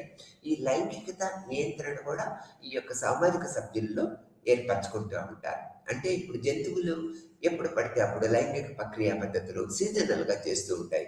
అట్లా కాకుండా కుటుంబ సభ్యుల్లో గౌరవ ప్రతిష్టలు ఏర్పరచుకున్న కుటుంబ సభ్యులు, అంటే వివాహం ద్వారా ఉన్న స్త్రీ పురుషులు లైంగిక నియంత్రణ ఏర్పరచుకొని ఒక ప్రత్యేకమైన పద్ధతిలో లైంగిక ప్రక్రియను నిర్వహిస్తూ పునరుత్పత్తికి దోహదం చేస్తూ ఉంటారనేది మనం ఏర్పరచుకుంటూ ఉంటాం. కుటుంబ సాంఘికీకరణకి, క్రమబద్ధీకరణకి ఈ యొక్క కుటుంబము ఒక ప్రాథమిక యూనిట్గా మనం చెప్పుకోవచ్చు. ఎలా? కుటుంబము ఒక ప్రాథమిక సమూహముగా, సంస్థగా మనం చెప్పుకున్నాం అన్నమాట. కుటుంబము సాంఘికీకరణకి, క్రమబద్ధీకరణకి, అంటే సాంఘికీకరణ ప్రక్రియలకి. ఇక్కడ సాంఘికీకరణ ప్రక్రియలు అంటే ఏంటి? అనేక సాంఘికీకరణ ప్రక్రియలు అంటే సమాజ సభ్యులు కానీ, కుటుంబ సభ్యులు కానీ ఒక నిరంతరము ఒక ప్రత్యేకమైన నియంత్రణ పద్ధతులు, సామాజిక పద్ధతులు ఒక పద్ధతిలో గడపటమే ఒక సామాజిక నియంత్రణగా చెప్తూ ఉంటాం. ఈ యొక్క సమాజంలో ఉన్న కుటుంబ సభ్యుల్లో పెద్ద మనిషి ఎవరు? పురుషుడు. ఈ యొక్క కుటుంబ సభ్యులందరికీ సామాజిక నియంత్రణ ఏర్పరిచి ఎలా జీవిత విధానాన్ని కొనసాగించాలనేది మనకు తెలియపరుస్తూ ఉంటారు. కుటుంబము సాంఘికీకరణకు, క్రమబద్ధీకరణకు ఒక ప్రాథమిక సంస్థగా, యూనిట్గా మనం పేర్కొన్నాం. ఈ కుటుంబము అనేది ఆ విధమైన ప్రక్రియా పద్ధతుల ద్వారా, ప్రకార్య పద్ధతుల ద్వారా కుటుంబంలో ఉన్న సామాజిక సభ్యులందరూ కూడా ఒక మంచి ప్రవర్తనను కలిగి సమాజంలో ఒక ప్రత్యేకమైన గౌరవాన్ని ఏర్పరచుకోవాలనే దృక్పథాన్ని మనం తెలియపరుస్తూ ఉంటాం. ఇక్కడ జెండర్ స్టీరియోటైప్ అని చెప్తూ ఉంటాం. ఇక్కడ పురుషుడు, ఇక్కడ ఏంటి? మనము కళ మతాన్ని మనం తీసుకున్నట్లయితే స్త్రీలు అంటే ఇప్పుడు పురుషుడు మతపరమైన రక్షణ, నియంత్రణ, సాంఘికీకరణ ప్రక్రియలకి ఇతను ఒక అధిపతిగా ఉండేట్లయితే స్త్రీ ఏం చేస్తూ ఉంటుంది? గృహపరమైన సంబంధమైన పనులన్నీ చేస్తూ ఉంటుంది. అంటే సమాజంలో కుటుంబపరంగా కుటుంబ సమస్యలో స్త్రీ పురుషులిద్దరూ బాధ్యతను కలిగి ఉంటారు. ఎలా అన్నట్లయితే ఇక్కడ మనం ఏం చెప్పుకుంటూ ఉంటాము, పురుషుడు కొన్ని బాధ్యతలను స్వీకరిస్తాడు, స్త్రీ కొన్ని బాధ్యతలను స్వీకరిస్తూ ఉంటారు. ఎవరు ఏ పని చేయాలనే దృక్పథాన్ని కుటుంబ పరంగా మనము పురుషులు స్త్రీలు పంచుకుంటూ ఉంటాం. అట్లా పంచుకోవటం వల్ల ఏమవుతుంది, కుటుంబము అభివృద్ధి పదంలోకి ముందుకు వెళుతుందనే దృక్పథాన్ని మనం ఇక్కడ ఏర్పరచుకుంటూ ఉంటాం అనమాట. ఇక్కడ జెండర్ స్టీరియో టైప్ లోకి వచ్చేటప్పటికి స్త్రీ పురుషులు ఇద్దరు కూడా ఈ యొక్క మతపరమైన పద్ధతుల్ని అనుకరించటము, స్త్రీ అనేది గృహ సంబంధమైన పద్ధతులను అనుకరించటము చేస్తూ ఉంటుంది అనేది మనం ఇక్కడ చేసుకుంటూ ఉంటాం అనమాట. తర్వాత అబ్బాయిలు అంటే అమ్మాయిలు అంటే కుటుంబ పరంగా మనకి ఈ యొక్క కుటుంబాల్లో ఈ యొక్క అబ్బాయిలు ఆధిపత్యాన్ని కలిగి ఉంటారు, అమ్మాయిలు గృహ సంబంధమైన పనులు చేసుకుంటూ ఈ యొక్క స్త్రీలకి తల్లికి సహకరిస్తూ ఉంటారు అనేది మనం తెలుసుకుంటూ ఉంటాం. బాలికలు ఇక్కడ మనం ఆడపిల్లల్ని మగపిల్లల్ని తీసుకున్నట్లయితే ఒక కుటుంబ పరంగా స్త్రీలను తీసుకున్నట్లయితే శ్రద్ధ, ప్రేమ, లొంగిపోవడం అనేది వీళ్ళు ఏర్పరచుకుంటారు.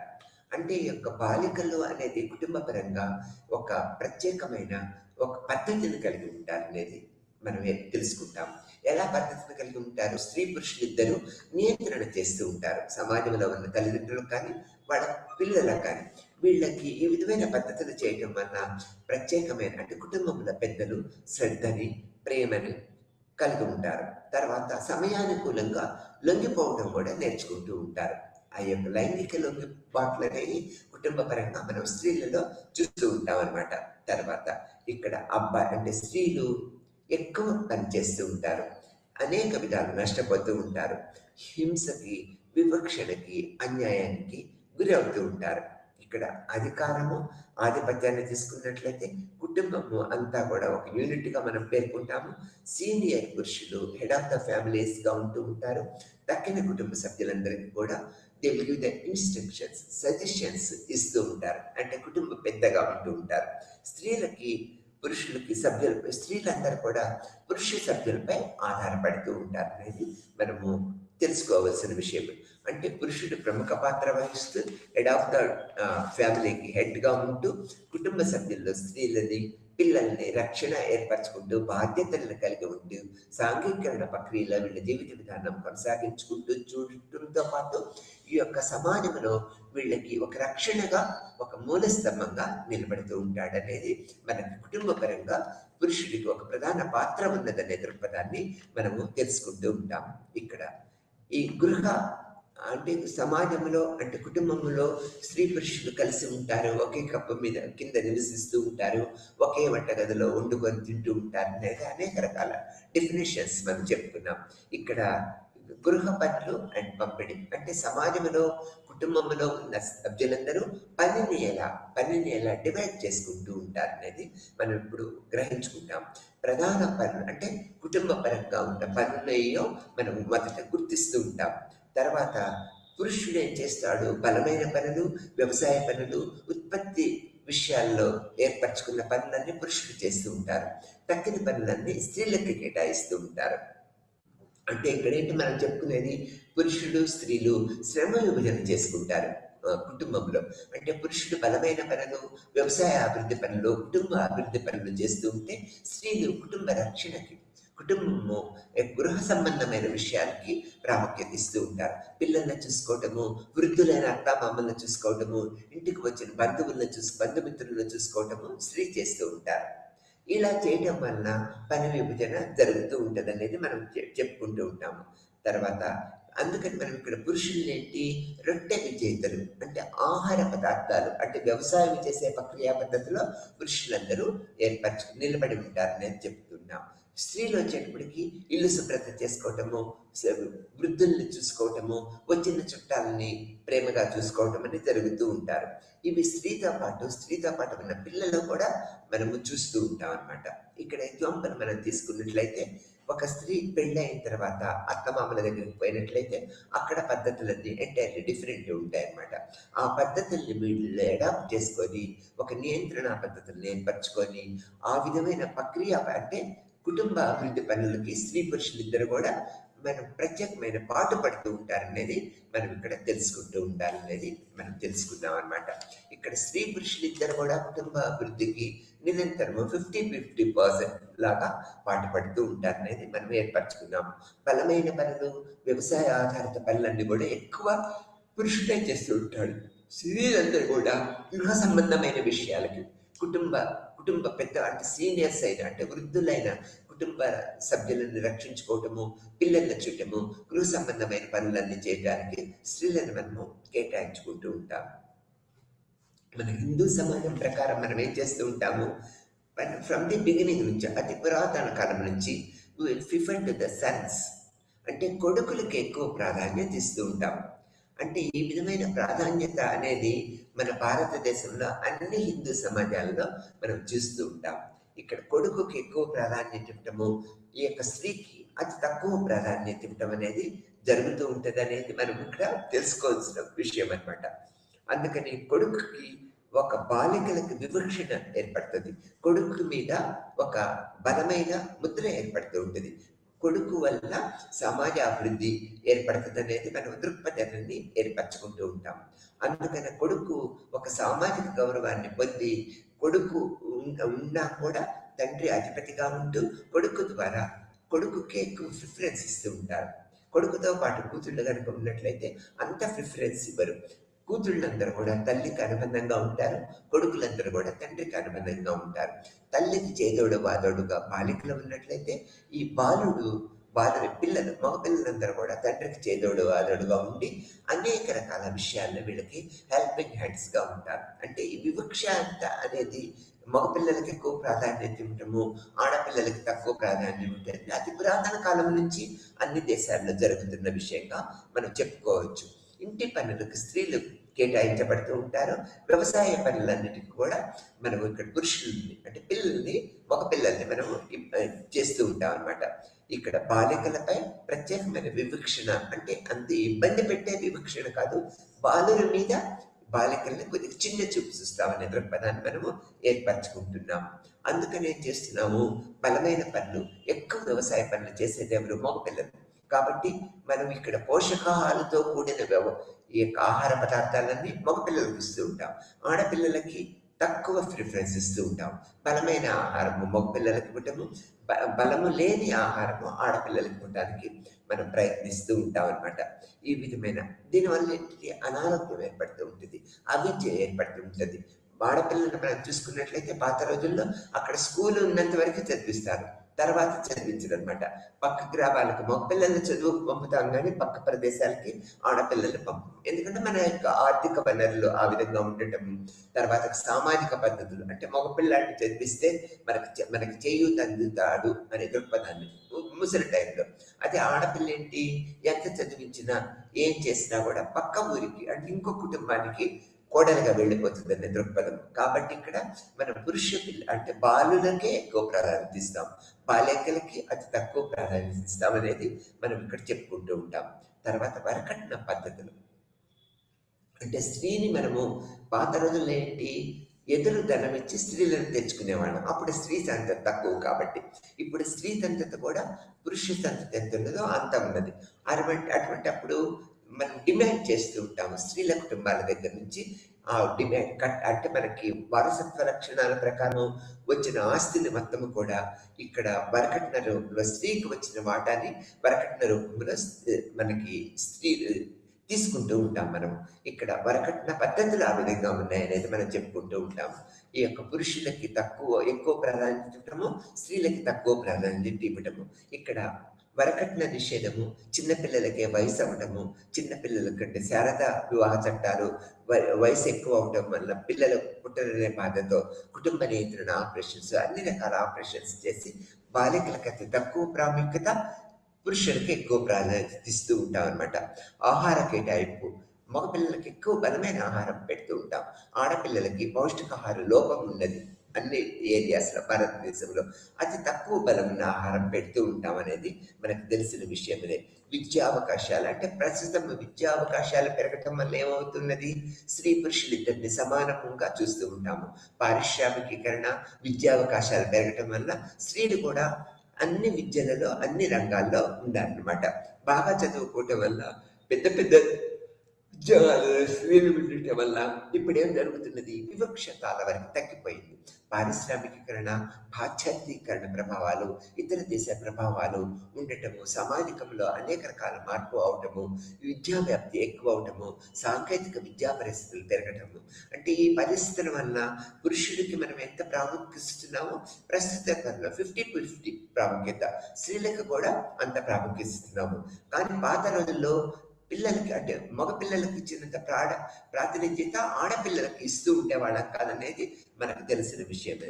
తర్వాత చలనశీలత, స్వేచ్ఛ. అంటే ఇప్పుడు మనం చూడండి, ప్రపంచం మొత్తము మనము అంతా కూడా అందరం తెలుసుకోగలుగుతున్నాం, అన్ని ప్రదేశాలకి వెళ్ళగలుగుతున్నాం. అంటే కమ్యూనికేషన్ ఫెసిలిటీస్ డెవలప్ అయింది, టెక్నాలజీ డెవలప్ అయింది, ఈ యొక్క పారిశ్రామిక అభివృద్ధి అయిపోయింది, విద్యా అవకాశాలు మెరుగుపడటం వల్ల ప్రపంచవ్యాప్తంగా స్త్రీ పురుషులందరూ సమాజంలో ఈక్వల్ రైట్స్ కలిగి ఉన్నారు రాజ్యాంగపరంగా. తర్వాత బాగా చదువుకుంటున్నారు. పురుషులు ఎలా ఉద్యోగ అవకాశాలు వెతుక్కుంటున్నారో స్త్రీలు కూడా అటువంటి ఉద్యోగ అవకాశాలు వెతుక్కొని అన్ని రకాల సంస్థలలో, అన్ని రకాల గవర్నమెంట్ ఆఫీసుల్లో కూడా స్త్రీలు ప్రాతినిధ్యం వహించడం వల్ల చలనశీలత, స్వేచ్ఛ ఏర్పడింది. అంటే పురుషులు ఎలా సంపాదించుకుంటున్నారో మేము కూడా ఆ విధంగా సంపాదించుకుంటున్నాము. ఈక్వల్ రైట్స్, రాజ్యాంగపరంగా ఈక్వల్ రైట్స్ ఈ విధంగా ఏర్పడటం వల్ల కుటుంబ పరంగా పురుషులకు ఎంత ప్రాధాన్యత ఉన్నదో స్త్రీలకు కూడా అంత ప్రాధాన్యత ఉన్నదనేది మనము తెలుసుకోవాల్సిన విషయము. కాబట్టి ఇప్పుడున్న ప్రస్తుత సమాజాల్లో ఇక్కడ చలనశీలత, స్వేచ్ఛ, మళ్ళీ ఈ యొక్క పద్ధతులన్నీ, అంటే విద్యా అభివృద్ధి పద్ధతులన్నీ కూడా మారిపోయింది అనేది మనం చెప్పుకుంటూ ఉంటాం. కానీ పురాతన కాలం నుంచి మహిళలపై అనేక రకాల వివక్షలు ఏర్పడుతూ ఉంటాయి.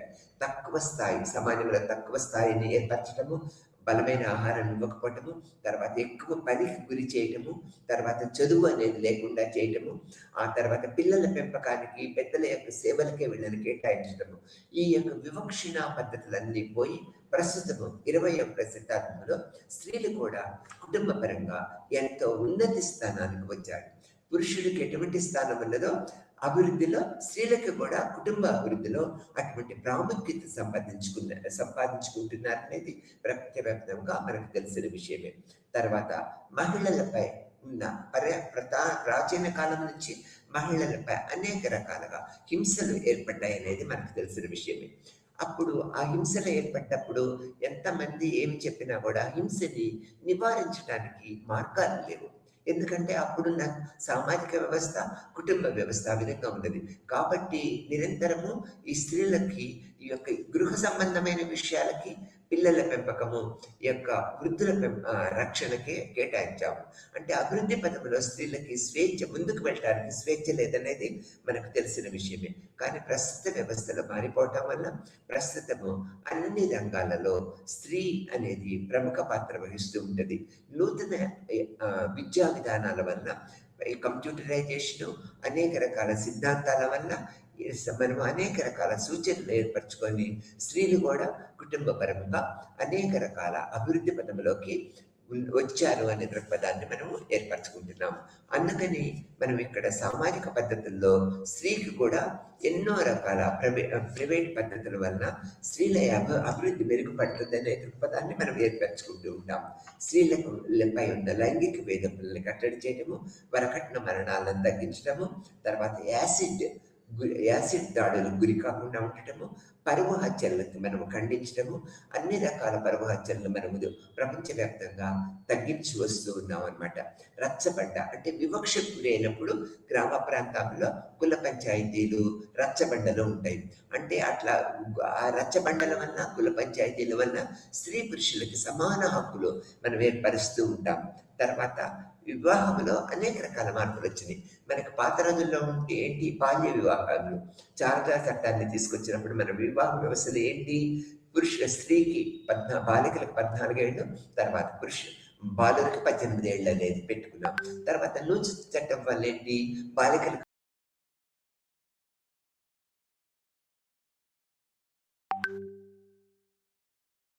అన్ని రకాల మార్పులు వచ్చినాయి కుటుంబ పరంగా. ఇప్పుడు స్త్రీలకి పురుషులకి ప్రధాన ఇవ్వటము, స్త్రీలకి వాళ్ళ అభిప్రాయాలకు అనుగుణంగానే వివాహం చేయటము, వాళ్ళ యొక్క అభిప్రాయాలకు అనుగుణంగానే కుటుంబాలను కూడా ఏర్పరచుకోవటము జరుగుతూ ఉన్నదనేది మనకు తెలిసిన విషయమే. అందుకని ఈ విధమైన పద్ధతుల్లో ఇక్కడ మనం ఈ లెసన్లో మనం ఏం చెప్పుకుంటున్నాము, power and discrimination in the family. అంటే కుటుంబంలో స్త్రీ పురుషులకి పురాతన కాలంలో ఏ విధమైన పద్ధతులు ఏర్పరచబడి ఉన్నాయి, ప్రస్తుత పద్ధతుల్లో వాళ్ళ కుటుంబంలో స్త్రీ పురుషులకి ఏ విధమైన హక్కులు గౌరవం సంపాదించి పెట్టింది అనేది మనం తెలుసుకున్నాం. పురాతన కాలంలో మనం తీసుకున్నట్లయితే పురుషునికి ఆధిపత్యము, స్త్రీలకి గృహ సంబంధమైన పనులు కేటాయించడము, పిల్లల్ని రక్షణ పద్ధతులు కేటాయించడము. ఆధునిక కాలంలో తీసుకున్నట్లయితే కుటుంబ పరంగా అన్ని దేశాలలో, అన్ని సమాజాలలో, అన్ని వ్యవస్థల్లో, అన్ని కుల మతాలలో స్త్రీ పురుషులకి సమాన గౌరవం ఏర్పరిచి అందరికీ కూడా స్త్రీ పురుషులకి సమానమైన ఔన్నత్యాన్ని, సమానమైన విలువలని మనం ఇక్కడ సమాజపరంగా ఏర్పరిచి ఒక స్త్రీ పురుషులకి ప్రత్యేకమైన ఔన్నత్యము, గౌరవము, విలువలని భారతీయ సమాజాల్లో, అన్ని దేశాల్లో, ప్రపంచవ్యాప్తంగా అన్ని సమాజాల్లో ఏర్పరిచామనేది మనం చెప్పుకుంటూ ఉన్నాం.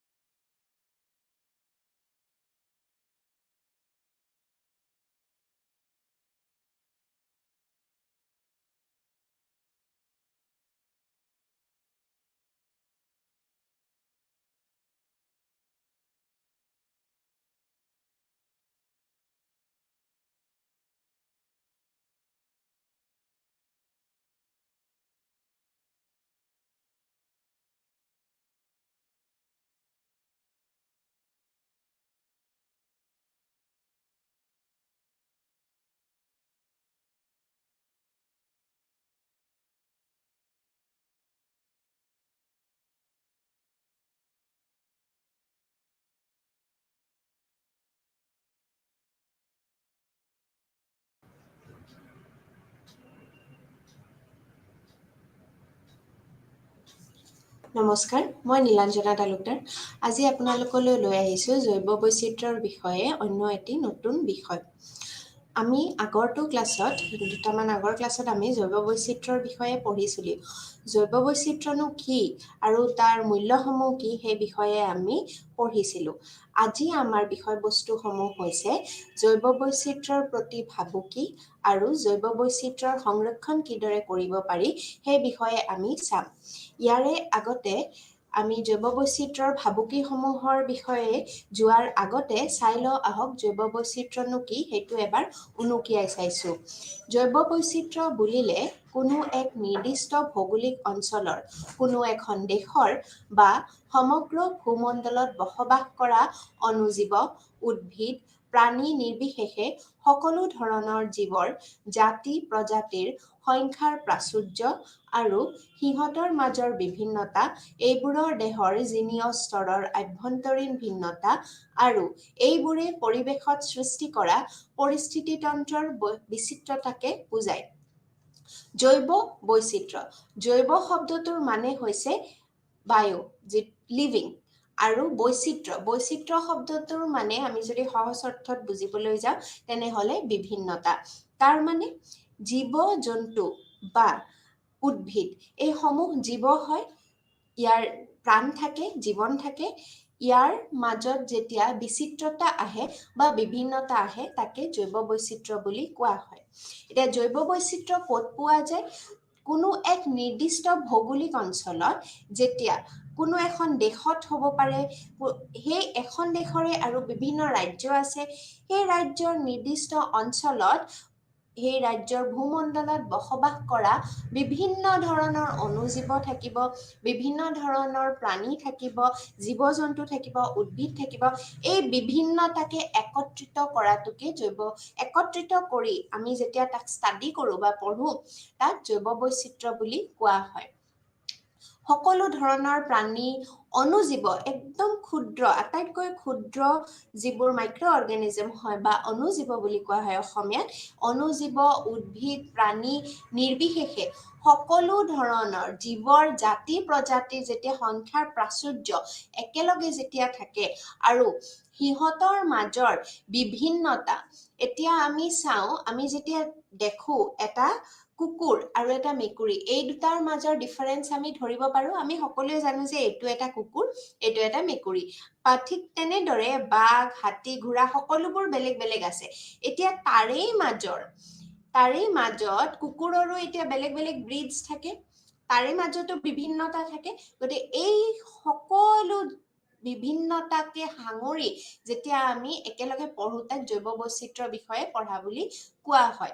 তাতে জিনীয় স্তৰৰো বিভিন্নতা থাকিব পাৰে। আমি শ্বিলঙৰ কথা যদি কওঁ, শ্বিলঙত এতিয়া পাইন গছ পোৱা যায়। কিছুমান এনেকুৱা আছে যে সেই জৈৱ বৈচিত্ৰ্যতা এটা নিৰ্দিষ্ট অঞ্চলতহে পোৱা যায়।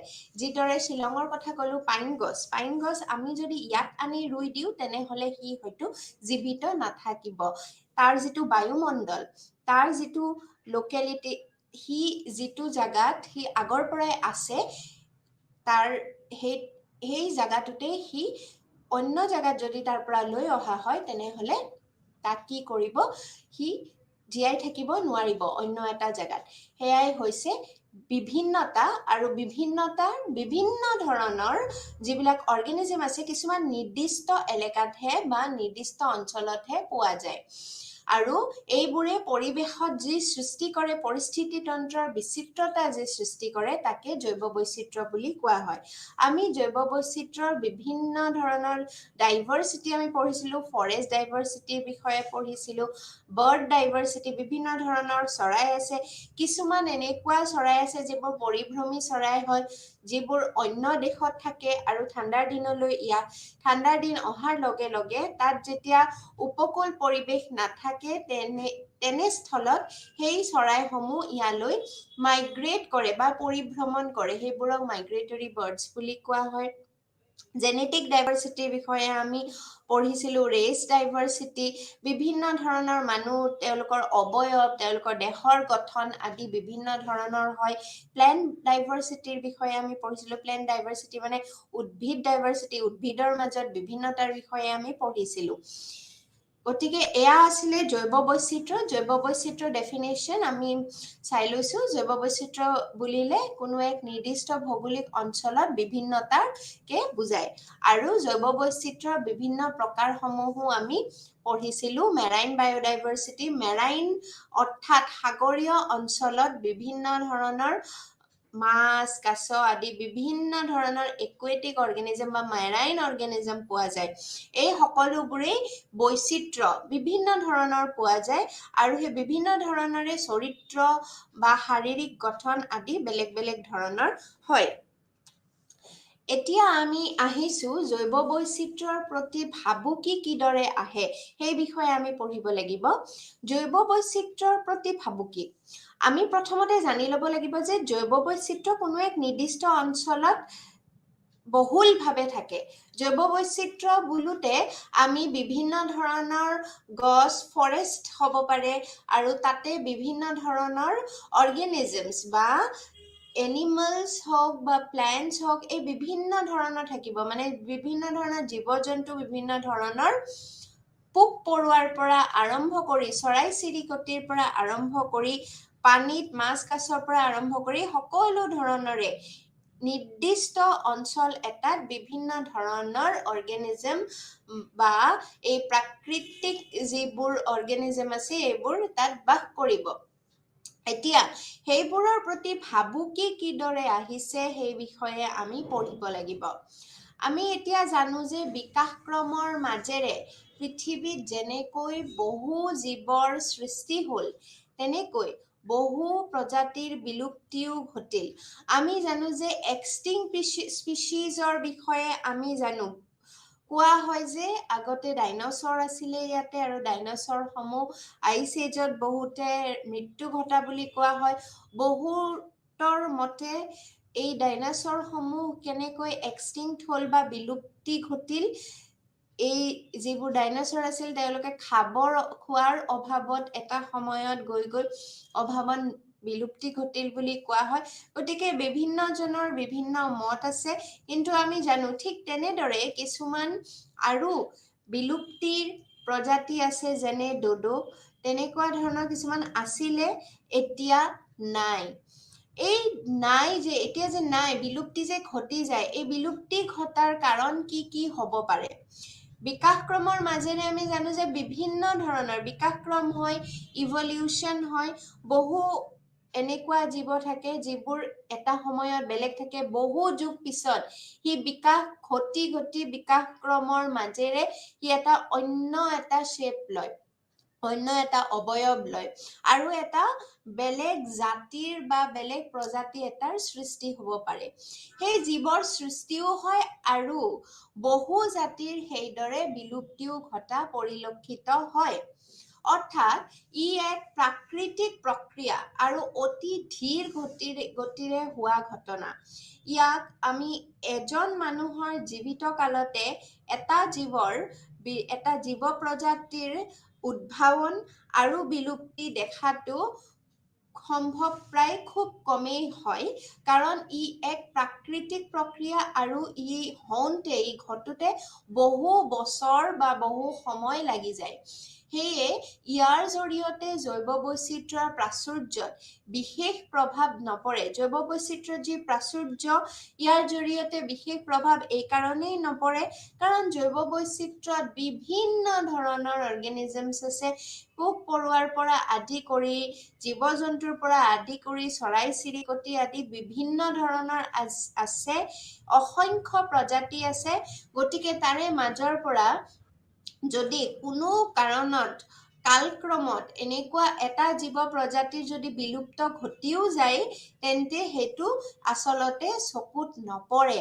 কিন্তু তাৰ ফলত ইকলজিক্যাল ইমবেলেন্স হোৱাটো স্বাভাৱিক কথা কিন্তু মানৱ সভ্যতাৰ অগ্ৰগতিৰ লগে লগে বিলুপ্তিৰ প্ৰক্ৰিয়া অতি খৰতকীয়া হোৱা পৰিলক্ষিত হৈছে যাৰ ফলত বিকাশক্ৰমৰ জৰিয়তে নতুন জীৱৰ সৃষ্টিত বাধা আহি পৰিছে আনকি বৰ্তমান সমগ্ৰ জীৱমণ্ডলৰ স্থিতিৰ প্ৰতিও ভাবুকিৰ সৃষ্টি হৈছে এতিয়া আমি জানো যে বিকাশক্ৰমৰ লগে লগে কি হয় একোটা জীৱ নতুনকৈ হয়তো উদ্ভাৱন হ'বও পাৰে কিছুমান জীৱ আৰু সেই নতুনকৈ উদ্ভাৱন হোৱা জীৱ 100 বছৰ 200 বছৰ 300 500 বছৰ 1000 বছৰ পৰ্যন্ত সি জীয়াই থাকিব পাৰে কিন্তু কিছুমান এনেকুৱা কামৰ ফলত যেনেকুৱা তাৰ বায়ুমণ্ডলৰ পৰিৱৰ্তন বা সি থকা ঠাইৰ পৰিৱৰ্তন বা তাক যেটো ইনভেজন স্পিচিজ বুলি কোৱা হয় ইনভেডাৰ্স বুলি কোৱা হয় কিছুমান এনেকুৱা হয়তো জীৱ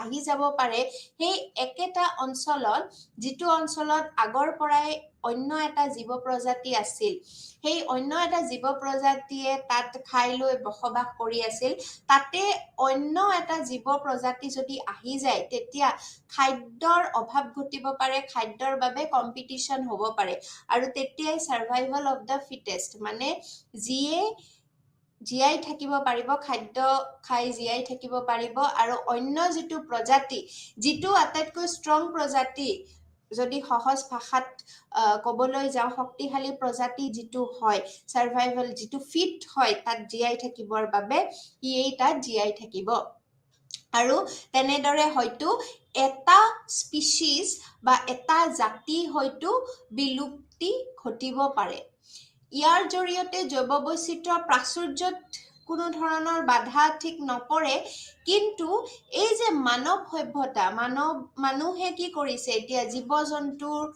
থকা বসবাস কৰা ঠাইসমূহ ধ্বংস কৰি আহিছে এনেধৰণে যিবোৰ কাম কৰি আহে মানুহৰ বিকাশক্ৰম হোৱাৰ লগে লগে মানুহে কি কৰিছে খৰতকীয়াকৈ এই যিবোৰ জীৱ-জন্তু থকা বাসস্থান আদি এইবোৰ খুব খৰতকীয়াকৈ মানুহে মানুহৰ গ্ৰাসত লৈ ল'ব ধৰিছে আৰু তেনে কৰাৰ ফলত যেটো বিলুপ্তি প্ৰক্ৰিয়া হেতু যেটো খুব কম খুব বেছি সময় লাগিছিল হেতু খুব কম সময়ৰ ভিতৰতে ঘটা পৰিলক্ষিত হৈছে আনকি বৰ্তমান সমগ্ৰ জীৱমণ্ডলৰ স্থিতিৰ প্ৰতিও ভাবুকিৰ সৃষ্টি হৈ আহিছে হেয়ে প্ৰথমটো আমি জানিব লাগিব যে জৈৱ বৈচিত্ৰ্যৰ প্ৰতি ভাবুকিৰ কি কাৰণ হ'ব পাৰে প্ৰথমতে আহক চাই লৈছো মুখ্য কাৰকসমূহ কি জৈৱ বৈচিত্ৰ্যৰ বিলুপ্তিৰ আবাসস্থলৰ ক্ষতি সাধন আবাসস্থল অৰ্থাৎ হেবিটেট লছ কাৰ হেবিটেট এতিয়া আমি থাকো আমাৰ ঘৰত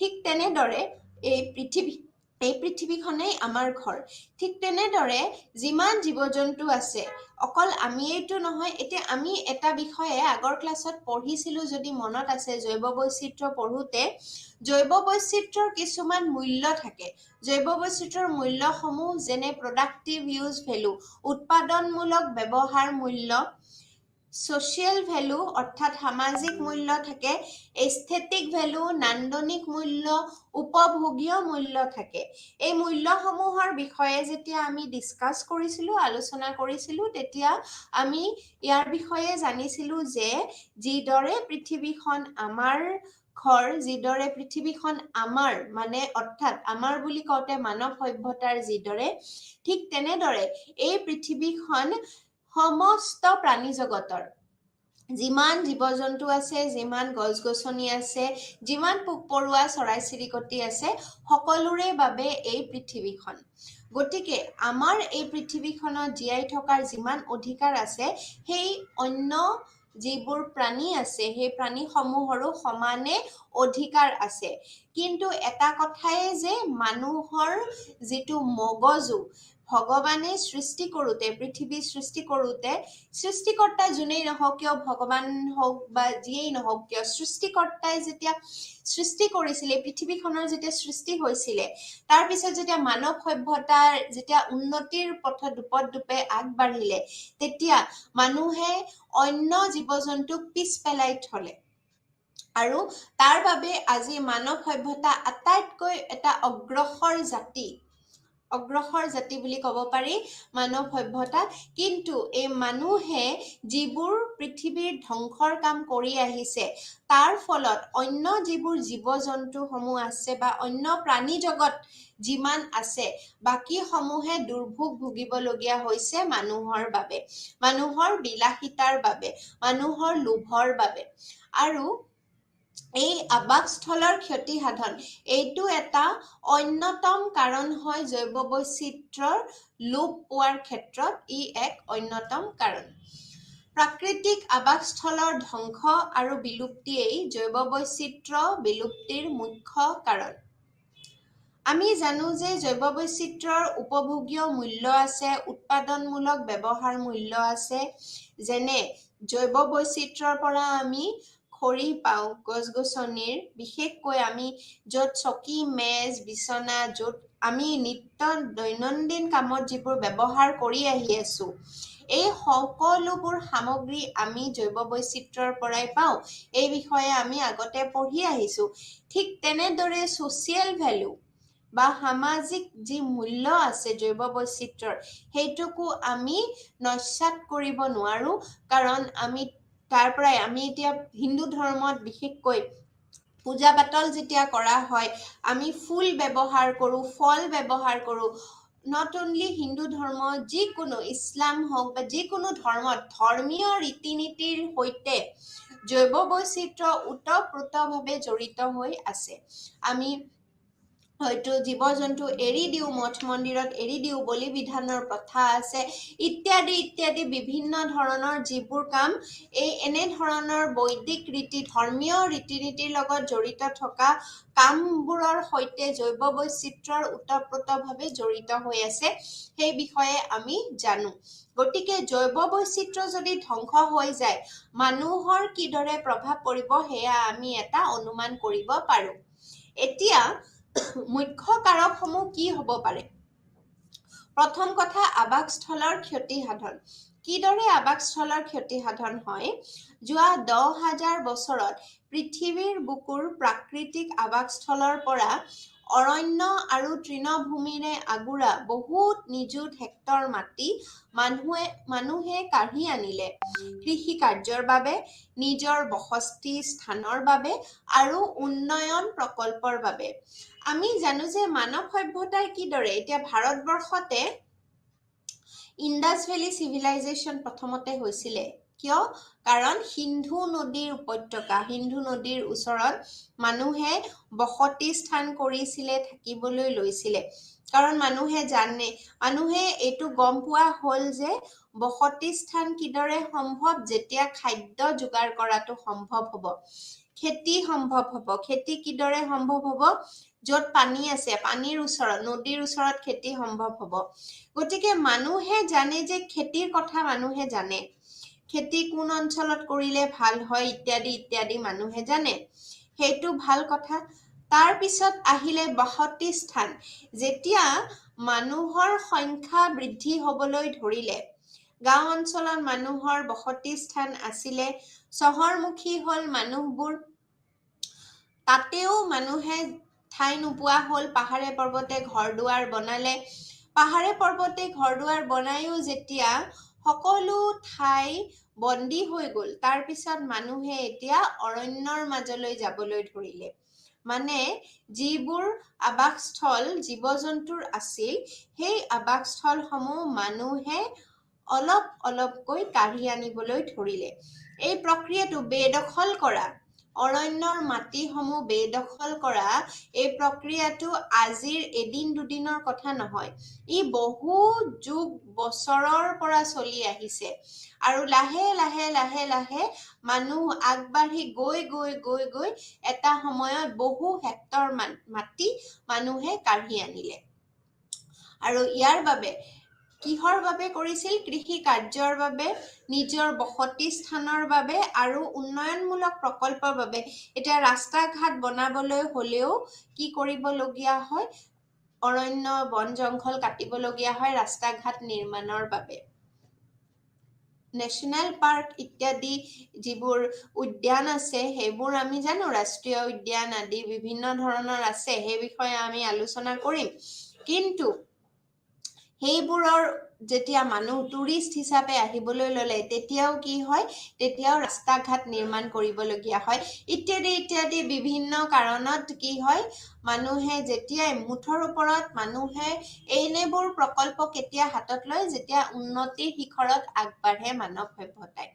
গতিকে ইয়াৰ এটা আগতেও মই কৈ আহিছো, আটাইতকৈ যিটো এটা গুৰুত্বপূৰ্ণ কথা বা গুৰুত্বপূৰ্ণ কাৰক এটা হৈছে জনসংখ্যা বৃদ্ধি। জনসংখ্যা বৃদ্ধিৰ লগে লগে এই প্ৰক্ৰিয়াবোৰৰ বৃদ্ধি হৈছে, যেনে উন্নয়নমূলক কামসমূহ ইনফ্ৰাষ্ট্ৰাকচাৰেল হওক বা যিকোনো ইণ্ডাষ্ট্ৰিয়েল ৱৰ্ক হওক, যিকোনো কাম মানুহৰ যেতিয়া জনসংখ্যা বৃদ্ধি হয়, দেশখনৰ যেতিয়া অৰ্থনৈতিক দিশটোৰ ওপৰত যেতিয়া গুৰুত্ব দিয়া হয়, দেশখনৰ অৰ্থনৈতিকভাৱে দেশখন যেতিয়া শক্তিশালী ৰাষ্ট্ৰ হিচাপে গঢ় দিবলগীয়া হয়, তেনেস্থলত এনেবোৰ প্ৰক্ৰিয়া বা এনেবোৰ প্ৰকল্প হাতত ল'ব লাগিব যিয়ে উন্নতিৰ শিখৰত দেশখনক দোপে আগুৱাই লৈ যাব পাৰে।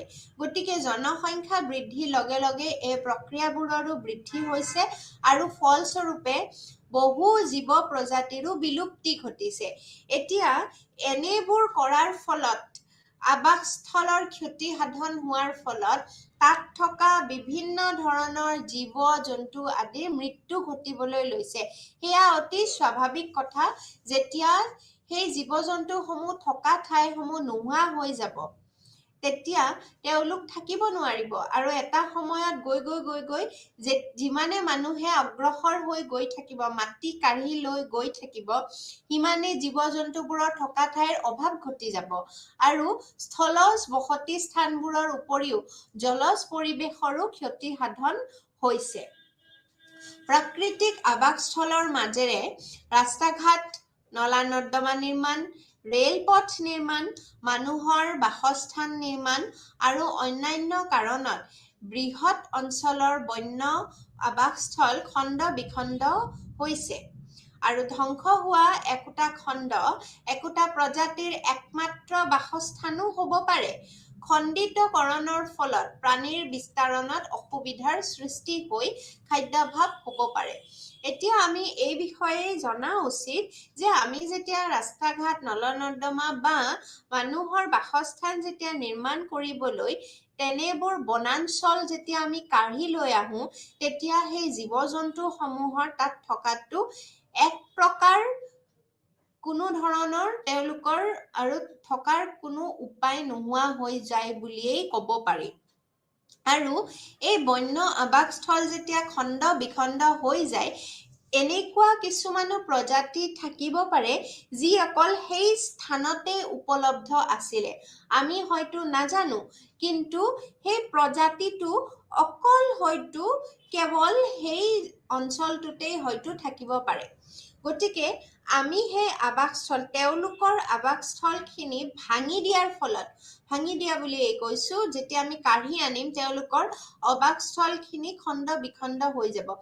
এইখিনি হোৱাৰ ফলত সেই যিটো একমাত্ৰ প্ৰজাতি তাত আছিল, সিও বিলুপ্তিপ্ৰায় হ'বলৈ আৰম্ভ কৰিব। তাৰোপৰি যেতিয়া কিছুমান খুব কম সংখ্যক প্ৰজাতি এটা স্থানত বাস কৰে, সেই কম সংখ্যক প্ৰজাতিৰ যেতিয়া বাসস্থান খণ্ড বিখণ্ড হৈ যায়, সেই তাৰ ফলতো কিন্তু প্ৰাণীৰ বিস্তাৰণত অসুবিধা হয় আৰু তেওঁলোক খণ্ডিত হৈ যায়, ভাগ ভাগ হৈ যায় আৰু তেতিয়া তেওঁলোকৰ মাজত প্ৰজনন ক্ষমতাও কমি যায় আৰু তেনেদৰেও বিলুপ্তিপ্ৰায় ঘটিব পাৰে। তাৰোপৰি খণ্ড বিখণ্ড হোৱাৰ ফলত যেতিয়া ফৰেষ্ট আদি, যেতিয়া বনাঞ্চল আদি যেতিয়া মানুহে ধ্বংস কৰি পেলাব, তেতিয়া খাদ্যৰ অভাৱ ঘটিব আৰু তেনেদৰেও তাত থকা জীৱ জন্তুসমূহে খোৱাৰ অভাৱত পৰিও বিলুপ্তিপ্ৰায় হ'ব পাৰে। কেতিয়াবা আকৌ আৱাসভূমি খণ্ডিত হোৱাৰ ফলত একোটা ডাঙৰ জনসংখ্যা বহুতো সৰু সৰু গোটত বিভক্ত হৈ আন্তঃপ্ৰজননৰ সন্মুখীন হয়। ইয়াৰ ফলত প্ৰাণী দুৰ্বল হৈ বিলুপ্তিৰ পথলৈ আগবাঢ়ি যায়। কেতিয়াবা যিটো ক'লো যে জীৱ জন্তুসমূহ এটা সময়ত হয়তো খণ্ড বিখণ্ড হৈ তেওঁলোক ইমানেই হয়তো তেওঁলোকৰ সংখ্যা তেনেই তাকৰ আছিলে, তাৰ মাজত তেওঁলোক খণ্ডিত হৈ গ'ল। তেতিয়া তেওঁলোকৰ প্ৰজনন সম্ভৱপৰ নহ'ব। এটা বা দুটা ক'ৰবাত এটা থাকি গ'ল, প্ৰজনন সম্ভৱপৰ নহ'ব আৰু তেনেদৰেও বিলুপ্তিপ্ৰায় ঘটিব পাৰে আৰু নহয়তো আন্তঃপ্ৰজনন ঘটিব পাৰে, যিহেতু তেওঁলোক সৰু সৰু সৰু সৰু খণ্ডত বিভক্ত হৈ গ'ল আৰু তেনেদৰেও তেওঁলোক দুৰ্বল হৈ পৰিব আৰু এটা সময়ত তেওঁলোক বিলুপ্তিৰ পথলৈ আগবাঢ়িব। ছবিৰ সহায়ত আমি তিনিটা ছবিৰ সহায়ত ইয়াত দেখুৱাবলৈ চেষ্টা কৰা হৈছে। প্ৰথম ছবিটো দেখুওৱা হৈছে কিদৰে বনাঞ্চল ধ্বংস কৰা হয়। এয়া বুলডোজাৰেদি ধ্বংস কৰা হৈছে, প্ৰথম ছবিত দেখুওৱা গৈছে। দ্বিতীয় ছবিত দেখুওৱা গৈছে গছসমূহ লঠঙা, গছ বাগৰি পৰি আছে আৰু জীৱ-জন্তুৰ খাদ্যৰ অভাৱ ঘটিছে। তাৰোপৰি তৃতীয়টোত চৰাইৰ দেখুওৱা হৈছে। এইবোৰ সকলো সংগ্ৰহিত ইণ্টাৰনেটৰ পৰা সংগ্ৰহিত ছবি। ইয়াতে দেখুওৱা হৈছে যে গছডাল নাই, গছডাল লঠঙা, গছৰ ডাল নাই, পাত নাই আৰু চৰাইসমূহৰ বসতি স্থান নোহোৱা হৈছে। চৰাইসমূহৰ বসতি স্থান ধ্বংস হোৱা মানে তাৰ যিটো পিছৰ প্ৰজন্মও হয়তো কণী থাকিব পাৰে, সেইবোৰো নোহোৱা হৈ যাব আৰু তেনেদৰেই বহু জীৱৰ ঘৰ দুৱাৰ, আৱাসস্থলৰ ক্ষতি সাধন হোৱা দেখা যায়। আৰু ইয়েই জৈৱ বৈচিত্ৰ্যৰ ধ্বংসৰ বা জৈৱ বৈচিত্ৰ্যৰ প্ৰতি ভাবুকিৰ এটা মূল কাৰণ হ'ব পাৰে। ইয়াৰ পিছত আমি চোৰাং চিকাৰৰ বিষয়ে আহিছোঁ। চোৰাং চিকাৰ বা প'চিং যিটো কয়। আগৰ দিনত আমি জানো যে পুৰণি দিনত মানুহে জন্তু চিকাৰ কৰিছিল চখত বা মাংসৰ বাবে। এটা সময়ত পৃথিৱীৰ প্ৰায় সকলো দেশেই মুক্ত চিকাৰত বাধা আৰোপ কৰি আইন প্ৰণয়ন কৰে। এতিয়া আমি জানো যে আমি যদি পুৰণি কাহিনী শুনো, ৰসাল সাধু কথাসমূহ যদি শুনো, ভাৰতবৰ্ষৰ হওক বা বিভিন্ন দেশৰ কাহিনী যেতিয়া শুনো, আমি চিকাৰৰ ৰজা ৰাণী আৰু ৰজা ৰাজকুমাৰ আৰু চিকাৰৰ কাহিনী আমি প্ৰায়ভাগে সততেই শুনিবলৈ পাইছিলো সৰুতে। ৰজা চিকাৰলৈ যায়, ৰাজকুমাৰ চিকাৰলৈ যায়। এই চিকাৰটো এটা প্ৰাউড কৰিবলগীয়া এটা বস্তু, যিটোত মানে খুব ভাল পায় মানুহে কৈ পেলাই যে আমাৰ দেশৰ ৰজা চিকাৰলৈ গৈ ডাঙৰ ডাঙৰ বাঘ আদি চিকাৰ কৰি লৈ আনিব পাৰে, বাঘ ভালুক চিকাৰ কৰি আনিব পাৰে, হৰিণ চিকাৰ কৰে। এয়া আমাৰ ভাৰতবৰ্ষৰেই হওক বা বিভিন্ন অন্য দেশৰো সৰু সৰু কাহিনীত আমি চিকাৰৰ বিষয়ে আমি পঢ়িছোঁ। এই পুৰণি দিনত এই মানুহে যে চিকাৰ কৰিছিল, এয়া নিজৰ চখত কৰিছিল।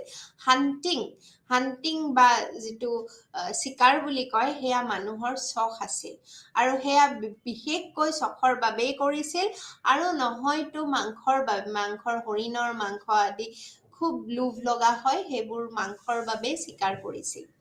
কিন্তু যেতিয়া এটা সময়ত আইন প্ৰণয়ন হ'ল যে চিকাৰ কৰিলে এই জীৱ-জন্তুসমূহ মৃত্যুমুখত পৰে আৰু জীৱ-জন্তুসমূহ মৃত্যুমুখত পৰা মানে তাৰ যিটো প্ৰজাতি সি বিলুপ্তিপ্ৰায় হ'ব, লুপ্ত হৈ যাব। সেইবাবে চিকাৰত বাধা আৰোপ কৰা হ'ল। প্ৰায়ভাগ দেশতেই মুক্ত চিকাৰত বাধা আৰোপ কৰা হ'ল, আইন প্ৰণয়ন কৰা হ'ল। কিন্তু তাৰ দ্বাৰা বন্যপ্ৰাণী সংৰক্ষণ আশানুৰূপ নহ'ল। আশা কৰা মতে এই যে আইন প্ৰণয়ন কৰি মুক্ত চিকাৰত বাধা প্ৰদান কৰা হ'ল, তাৰ দ্বাৰা কিন্তু বন্যপ্ৰাণী সংৰক্ষণ ফলপ্ৰসূ নহ'ল। কাৰণ ব্যৱসায়িক ভিত্তিত চোৰাং চিকাৰ অবাধ গতিত চলি থাকিল। আগতে আছিল মুক্ত চিকাৰ, তাৰ পিছত আহিল চোৰাং চিকাৰ, প'চিং বুলি কয়। যাৰ ফলত বন্যপ্ৰাণীৰ স্থিতি ভাবুকিগ্ৰস্ত হ'বলৈ ধৰিলে। এতিয়া যদি চিকাৰ কৰা হয়, প্ৰথমতে আমি পঢ়িলো আৱাসস্থলৰ ক্ষতিসাধন। আৱাসস্থলৰ ক্ষতিসাধন হোৱাৰ লগে লগে জীৱ-জন্তুসমূহৰ প্ৰতি ভাবুকিৰ সৃষ্টি হয়। ঠিক তেনেদৰে চোৰাং চিকাৰ হোৱাৰ লগে লগেও জীৱ-জন্তুসমূহৰ প্ৰতি ভাবুকিৰ সৃষ্টি আহি পৰে। কেইবছৰমান আগতে কাজিৰঙা ৰাষ্ট্ৰীয় উদ্যানত খুব গড় হত্যা হৈছিলে। খৰ্গৰ বাবে গড় হত্যা কৰা হয়। ঠিক তেনেদৰে বাঘৰ ছালৰ বাবে, বাঘৰ চিকাৰ কৰা হয় বা হত্যা কৰা হয়। হাতীৰ দাঁতৰ বাবে হাতীৰ দাঁতৰ সামগ্ৰী আদি বহু মূল্যত বিক্ৰী কৰা হয়। ঠিক তেনেদৰে ইয়াৰ পৰা কিছুমান জীৱ-জন্তু চালান দিয়া হয়, ৰপ্তানি কৰা হয় চাইনা আদি দেশলৈ, বাহিৰৰ দেশলৈ, মালয়েছিয়া আদি দেশলৈ, আৰু তাতে ইয়াতে পোৱা কিছুমান এনেকুৱা যেনে গড়ৰ খৰ্গ আদিত কিছুমান এনেকুৱা ধৰণৰ মেডিচিন তেওঁলোকে বনায় যিবোৰ দুৰাৰোগ্য ৰোগত হয়তো কামত আহিব পাৰে। গতিকে তাৰ মূল্য বহুত। গড়ৰ খৰ্গই হওক বা হাতীৰ দাঁতৰ সামগ্ৰীৰ মূল্য বাহিৰৰ বজাৰত বহুত। ঠিক তেনেদৰে চামৰা, লেডাৰৰ দাম বহুত, আমি জানো। ঠিক তেনেদৰে এতিয়া শ্বিপ বা আমি যিটো ভেড়া ছাগলী তাৰ পৰা ঊণ কৰা হয়, ঊণ সূতা, সেইটো আমি জানো। সেইটোত যিটো ভেড়া ছাগলী সেইটো মৃত্যুমুখত নপৰে, তাৰ কোনো ক্ষতি নহয়। কিন্তু চিকাৰ কৰি দিয়াৰ ফলত সেই জীৱটো নোহোৱা হৈ যায়, নাইকিয়া হৈ যায়। গতিকে লাহে লাহে লাহে যদি এনেদৰে যদি চোৰাং চিকাৰ যদি অবাধ গতিত চলি থাকে, তেনেহলে এটা সময়ত সেই অঞ্চলটোৰ পৰাই সেই জীৱবিধ নোহোৱা হৈ যাব, নাইকিয়া হৈ যাব। এইবোৰ দেশে বিদেশী বজাৰত বহুত বেছি মূল্যত পোৱা যায়। গতিকে চোৰাং চিকাৰ আগতেও চলি আছিলে অবাধ গতিত, এতিয়াও চলি আহি আছে। আৰু ইয়াৰ পৰা সুৰক্ষা দিবলৈ আমাৰ চৰকাৰে বিভিন্ন ধৰণে চেষ্টা চলায়। বিভাগ আছে, বন বিভাগে এই মুক্ত চিকাৰ সমূহত বাধা আৰোপ কৰে আৰু ইয়াৰ ওপৰত আইনো প্ৰণয়ন কৰা হৈছে। কেইবিধমান সামগ্ৰীৰ বাবে কৰা চোৰাং চিকাৰৰ বাহিৰেও অৰণ্যবোৰৰ পৰা ব্যাপক হাৰত ব্যৱসায়ৰ বাবে সংগ্ৰহ কৰি বহু প্ৰজাতিৰ ঔষধি উদ্ভিদ, অৰ্কিড, মূল্যৱান কাঠ আদি বাহিৰলৈ পঠোৱা হয়। ইয়াৰ উপৰিও বিভিন্ন প্ৰজাতিৰ কাছ, পখিলা আৰু অন্যান্য প্ৰাণী চোৰাংভাৱে ধৰি সেইবোৰৰ বেআইনী ব্যৱসায় কৰা হয়। ইয়াক কোৱা হয় জৈৱিক লুণ্ঠন বা বায়'পাইৰেচি। এতিয়া আমি চিকাৰ বুলি কওঁতে সততে গড়, হাতী, বাঘ আদিৰ কথাই আমাৰ মনলৈ আহে। কিন্তু চিকাৰ যে অকল এনেবোৰ ডাঙৰ ডাঙৰ জীৱ-জন্তুৰে হয় তেনেকুৱা নহয়। এই যিবোৰ সৰু সৰু ঔষধি উদ্ভিদ আছে, অৰ্কিড আছে, মূল্যৱান কাঠ আছে, এইবোৰো অন্য দেশলৈ চালান দিয়া হয়। অন্য দেশলৈ বহুত মূল্যত চোৰাংভাৱে ইয়াৰ পৰা সংগ্ৰহ কৰি বাহিৰলৈ পঠিয়াই দিয়া হয় আৰু তাৰ বিনিময়ত বহু কোটি টকা তাৰ বিনিময়ত লোৱা হয়, যিবোৰ চোৰাংভাৱে ইয়াৰ পৰা পঠিয়াই দিয়া হয়। ঠিক তেনেদৰে বিভিন্ন প্ৰজাতিৰ কাছ আছে, পখিলা আৰু অন্যান্য বিভিন্ন ধৰণৰ প্ৰাণী আছে, যি চোৰাংভাৱে ধৰি সেইবোৰৰ বেআইনী ব্যৱসায় কৰা হয় আৰু ইয়াক জৈৱিক লুণ্ঠন বুলি কোৱা হয় বা বায়'পাইৰেচি বুলি কোৱা হয়। আমাৰ পৰীক্ষাত কেতিয়াবা বায়'পাইৰেচি কি, হোৱাট ইজ বায়'পাইৰেচি বা জৈৱিক লুণ্ঠন কাক বোলে, তাৰ বিষয়ে প্ৰশ্ন সোধা হয়, তেতিয়া এইখিনি লিখিব লাগিব যে চোৰাংভাৱে কৰা বেআইনী ব্যৱসায়ক জৈৱিক লুণ্ঠন বুলি কোৱা হয়। ইয়াৰ পিছত আহিছে মানুহ আৰু বন্যপ্ৰাণীৰ সংঘাত, মেন ৱাইল্ড কনফ্লিক্ট। আমি পুনৰবাৰ আমি উনুকিয়াই লৈছো, আমি কিহৰ বিষয়ে পঢ়ি আছিলো। আমি পঢ়ি আছিলো জৈৱ বৈচিত্ৰ্যৰ প্ৰতি ভাবুকি সমূহৰ বিষয়ে।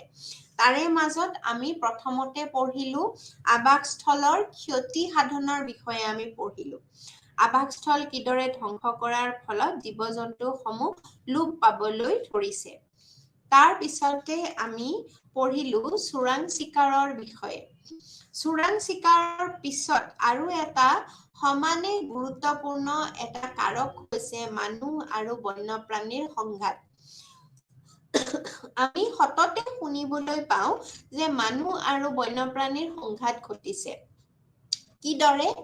আমি হয়তো মানুহ বন্যপ্ৰাণীৰ সংঘাত এই যিটো বাক্য, এই বাক্যশাৰী আমি বিশেষকৈ নিউজ হেডলাইনছ হিচাপে পঢ়িবলৈ পাওঁ আৰু বিশেষকৈ আমি এনেধৰণৰ কাহিনী কিছুমান শুনো যে হাতীয়ে মানুহৰ খেতি পথাৰ নষ্ট কৰিলেহি, বন্য হাতী আহি সোমাল মানুহৰ ঘৰৰ ভিতৰত। বাঘে আহি আক্ৰমণ কৰিলে, মানুহৰ ঘৰত সোমালে।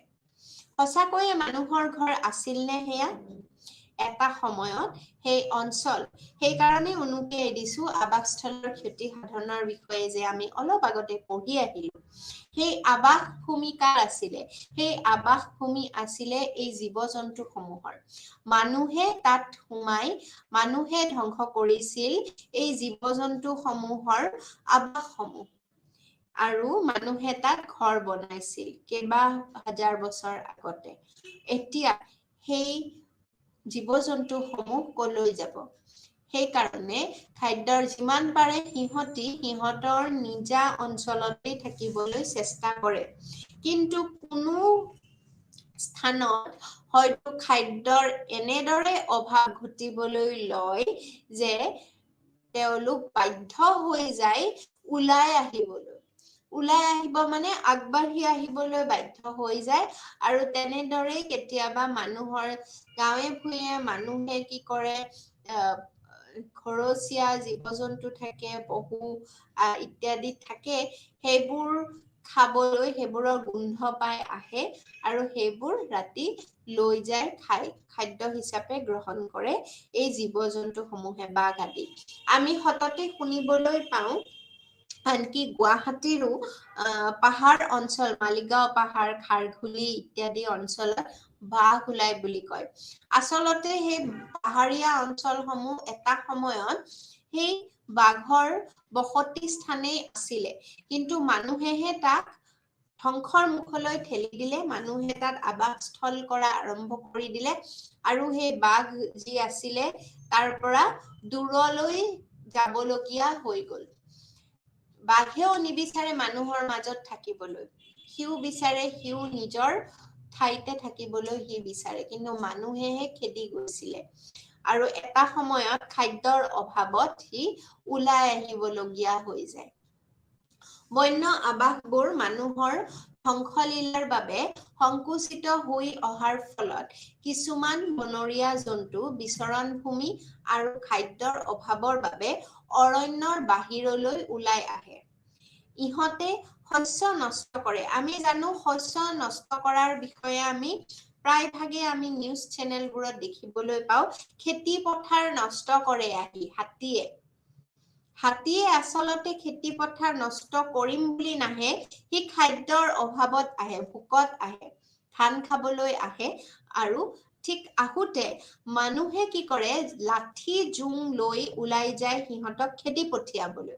আৰু তেনেস্থলত হাতীৰো খং উঠে, খঙাল হৈ পৰে, উগ্ৰ হৈ পৰে, আৰু তেনেদৰে যাক সন্মুখত পাই মানুহৰ ঘৰ দুৱাৰ ইত্যাদি আক্ৰমণ কৰে। সেয়ে ইয়াক কোৱা হয় মানুহ আৰু বন্যপ্ৰাণীৰ সংঘাত বুলি। সংঘাতৰ সৃষ্টি হয় কাৰণ কোনেও কাৰোতো এৰি দিব নোখোজে। ইহঁতে শস্য নষ্ট কৰে, ঘৰচীয়া জন্তু বধ কৰে, মানুহৰ ঘৰ দুৱাৰ ভাঙি ক্ষতি কৰে, আনকি মানুহক সংৰক্ষণ আইন ভংগ কৰিও বিজুলী সংযোগ কৰি খাদ্যত বিষ দি বা ধনুকাৰ বন্দুক ব্যৱহাৰ কৰি এই জন্তুবোৰ হত্যা কৰে। এয়াই হৈছে মানুহ বন্যপ্ৰাণীৰ সংঘাত। কেতিয়াবা প্ৰশ্ন আহে, মানুহ বন্যপ্ৰাণীৰ সংঘাতটো অকলশৰীয়াকৈ আহে, এইটো প্ৰশ্ন।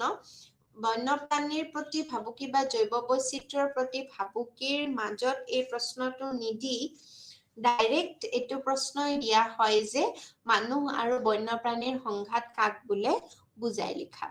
গতিকে এই গোটেইখিনি কথা আমি তেতিয়া বুজাই লিখিব লাগিব যে জীৱ জন্তুসমূহ সংকুচিত, তেওঁলোকৰ বাসস্থান সংকুচিত হৈ অহাৰ ফলতে কিছুমান বনৰীয়া জন্তু ওলাই আহে, নিজৰ বসতি স্থানৰ পৰা, বিচৰণ ভূমিৰ পৰা ওলাই আহে আৰু খাদ্যৰ অভাৱৰ বাবে অৰণ্যৰ বাহিৰলৈ ওলাই আহে। আৰু ইহঁতে তেতিয়াই শস্য খেতি পথাৰ পাই আহি শস্য পথাৰ নষ্ট কৰে আৰু ঘৰচীয়া জীৱ জন্তু বধ কৰে, ঘৰ দুৱাৰ ভাঙি ক্ষতি কৰে।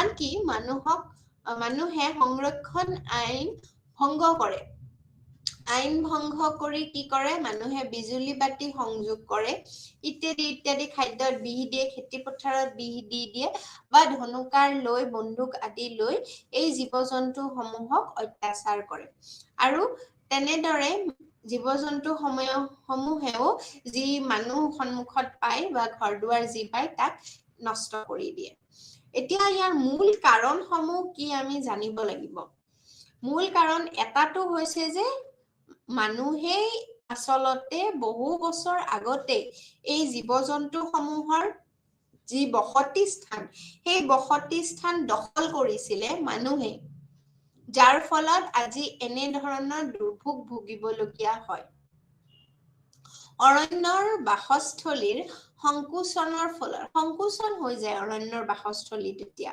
মানুহে যিমানে আগবাঢ়ি অগ্ৰসৰ হৈ গৈ থাকিব সিমানে সংকুচিত হৈ গৈ থাকে জীৱ-জন্তু সমূহৰ বাসস্থলী ফলত বাঘ ভালুক হাতী গড় আদি জন্তুবোৰ অৰণ্যৰ বাহিৰলৈ ওলাই আহে আৰু অৰণ্যৰ বাহিৰলৈ ওলাই আহি সি মানুহৰ ওপৰত অত্যাচাৰ কৰিবলৈ আৰম্ভ কৰি দিয়ে তাৰোপৰি সাধাৰণতে কি হয় বেমাৰী দুৰ্বল বা আঘাতপ্ৰাপ্ত জন্তুৱে মানুহক আক্ৰমণ কৰে কাৰণ সকলোৱে নিজে বাচিবলৈ আচলতে আক্ৰমণ কৰা পৰিলক্ষিত হয় মানুহে কিয় জীৱ-জন্তুক আক্ৰমণ কৰে মানুহে জীৱ-জন্তু হাতী হওক বা বাঘ যেতিয়া ওলাই মানুহে জাঠি জোং লৈ খেদি যায় কাৰণ এই জীৱ-জন্তুটোক যদি দুৰ্বল কৰি পেলোৱা নহয় সাপোজ বাঘ এটা ওলাইছে তাক যদি মানুহে ভয় নোখোৱায় তাক যদি মানুহে জাঠি জোং লৈ খেদি নাযায়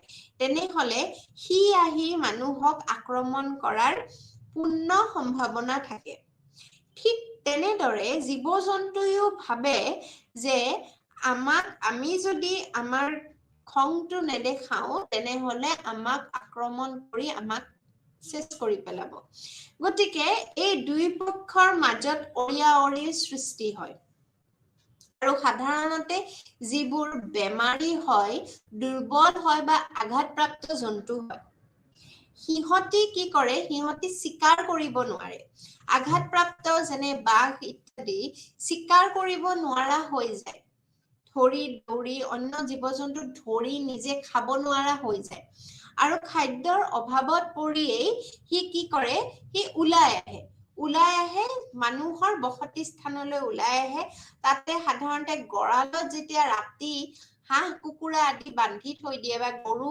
বান্ধি থৈ দিয়ে ছাগলী বান্ধি থৈ দিয়ে পোৱালি ইত্যাদি যিটো সহজতে আক্ৰমণ কৰি যিটো বান্ধি থৈ দিয়া সহজতে যিটো বাঘে পায় সেইটোকে ধৰি লৈ যায় খাদ্য হিচাপে গ্ৰহণ কৰে গতিকে সাধাৰণতে বেমাৰী যিবোৰ বা দুৰ্বল যিবোৰ সেইবোৰে আক্ৰমণ কৰা দেখা যায় কাৰণ সি দৌৰি ভাগৰি সি শিকাৰ কৰিব পৰা অৱস্থাত সি নাথাকে সেয়েহে সি মানুহৰ বসতি স্থানৰ পৰা সহজতে যিটো উপলব্ধ যেটো তাৰ খাদ্য হেতু হি লৈ যায় আৰু এবাৰ যেতিয়া লৈ যায় তাৰ পিছতই বাৰে বাৰে আহি থাকে আৰু তেনেদৰে মানুহে অতিষ্ঠ হৈ পিছত তাক আক্ৰমণ কৰিবলৈ ফান পাতে বা তাক ধৰাত পেলাবলৈ ফান পাতে আগতে বন বিভাগে ধান কুহিয়াৰ আদিৰ খেতি অৰণ্যৰ দাঁতি কাষৰীয়া অঞ্চলত কৰাইছিল এতিয়া এনে খেতিৰ অভাৱত হাতী আদি জন্তু মানুহৰ বাসস্থানলৈ আহে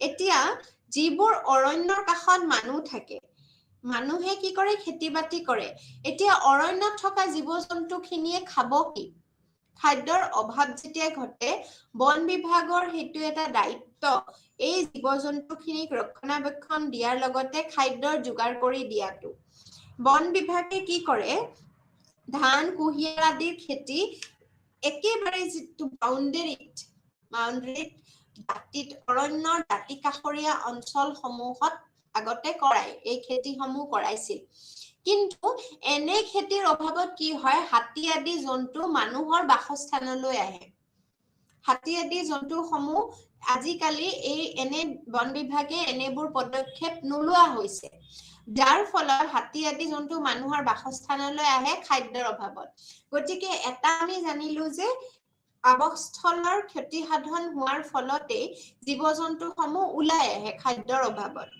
প্ৰথম কথা এইটো আৰু দ্বিতীয়তে বাঘ আদি জীৱবোৰ কিয় আহে কাৰণ কিছুমান থাকে বেমাৰী খাদ্যৰ অভাৱ অলৰেডি ঘটিছে যাৰ ফলত সি আৰু চিকাৰ কৰিব পৰা অৱস্থাত নাথাকে গতিকে সহজে উপলব্ধ জীৱ এটা জন্তু এটা মানুহৰ ঘৰত পোহনীয়া জীৱ-জন্তুসমূহ সহজে উপলব্ধ হয় ৰাতিৰ অন্ধকাৰত আহি ধৰি লৈ যায় ঠিক তেনেদৰে হাতী আদি কিয় ওলাই আহে খাদ্যৰ অভাৱত বন বিভাগেও আজিকালি যিহেতু ধান কুঁহিয়াৰ আদি খেতি নকৰা হৈছে দাঁতি কাষৰীয়া অঞ্চলসমূহত দাঁতি কাষৰীয়া অঞ্চলসমূহত সেয়েহে এই খেতিৰ অভাৱত হাতী আদি জন্তু মানুহৰ বাসগৃহলৈ সোমাই আহে ইয়াৰ পিছত অৰণ্যৰ এটা অঞ্চলৰ পৰা আন এটা অঞ্চললৈ বন্যপ্ৰাণী দলবদ্ধভাৱে ঋতুভিত্তিক পৰিভ্ৰমণ কৰাৰ বাবে কিছুমান সুচল বাট থাকে এই সুচল বাটসমূহক কৰিডৰ বুলি কোৱা হয়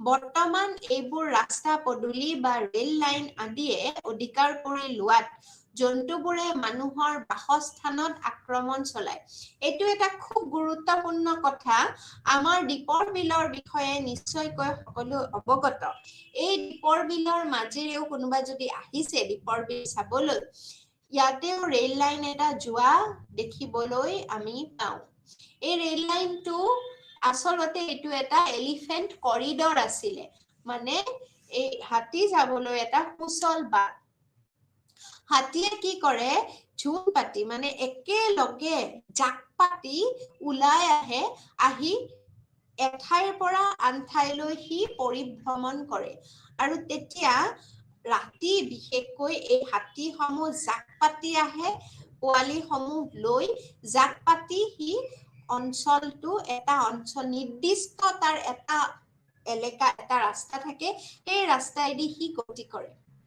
আৰু তেনেবোৰ ৰাস্তাইদি যেতিয়া ৰেল পথ আদি নিৰ্মাণ হৈ যায় হাতী আমাৰ দীপৰ বিলতে এনে ঘটনা ঘটিছে বহু বছৰ আগতে ৰেলৰ খুন্দাত হাতীৰ মৃত্যু হোৱা দেখিবলৈ পোৱা যায় এইটো ভুল আচলতে কাৰ ৰেল লাইন তাত আচলতে নিৰ্মাণ কৰিব লাগিছিল নে সেয়া আগৰ পৰাই হাতীয়ে অহা যোৱা কৰা বাট আছিলে তাতে ৰেল পথ নিৰ্মাণ কৰি হাতীৰ যোৱাৰ ৰাস্তাটো পথটোৱে বন্ধ হৈ গল গতিকে এনেবোৰ যিবোৰ কৰিডৰ বা সুচল বাটসমূহ ধ্বংস হোৱাৰ ফলতো এই জৈৱ বৈচিত্ৰ্যৰ প্ৰতি ভাবুকি আহিছে আৰু কেতিয়াবা গাঁওবাসীয়ে পকা শস্যৰ পথাৰৰ চাৰিওফালে বৈদ্যুতিক তাঁৰ দি থয় ইয়াত হাতী আঘাতপ্ৰাপ্ত হৈ যন্ত্ৰণাত বেছি উগ্ৰ হৈ পৰে গতিকে যিটো বন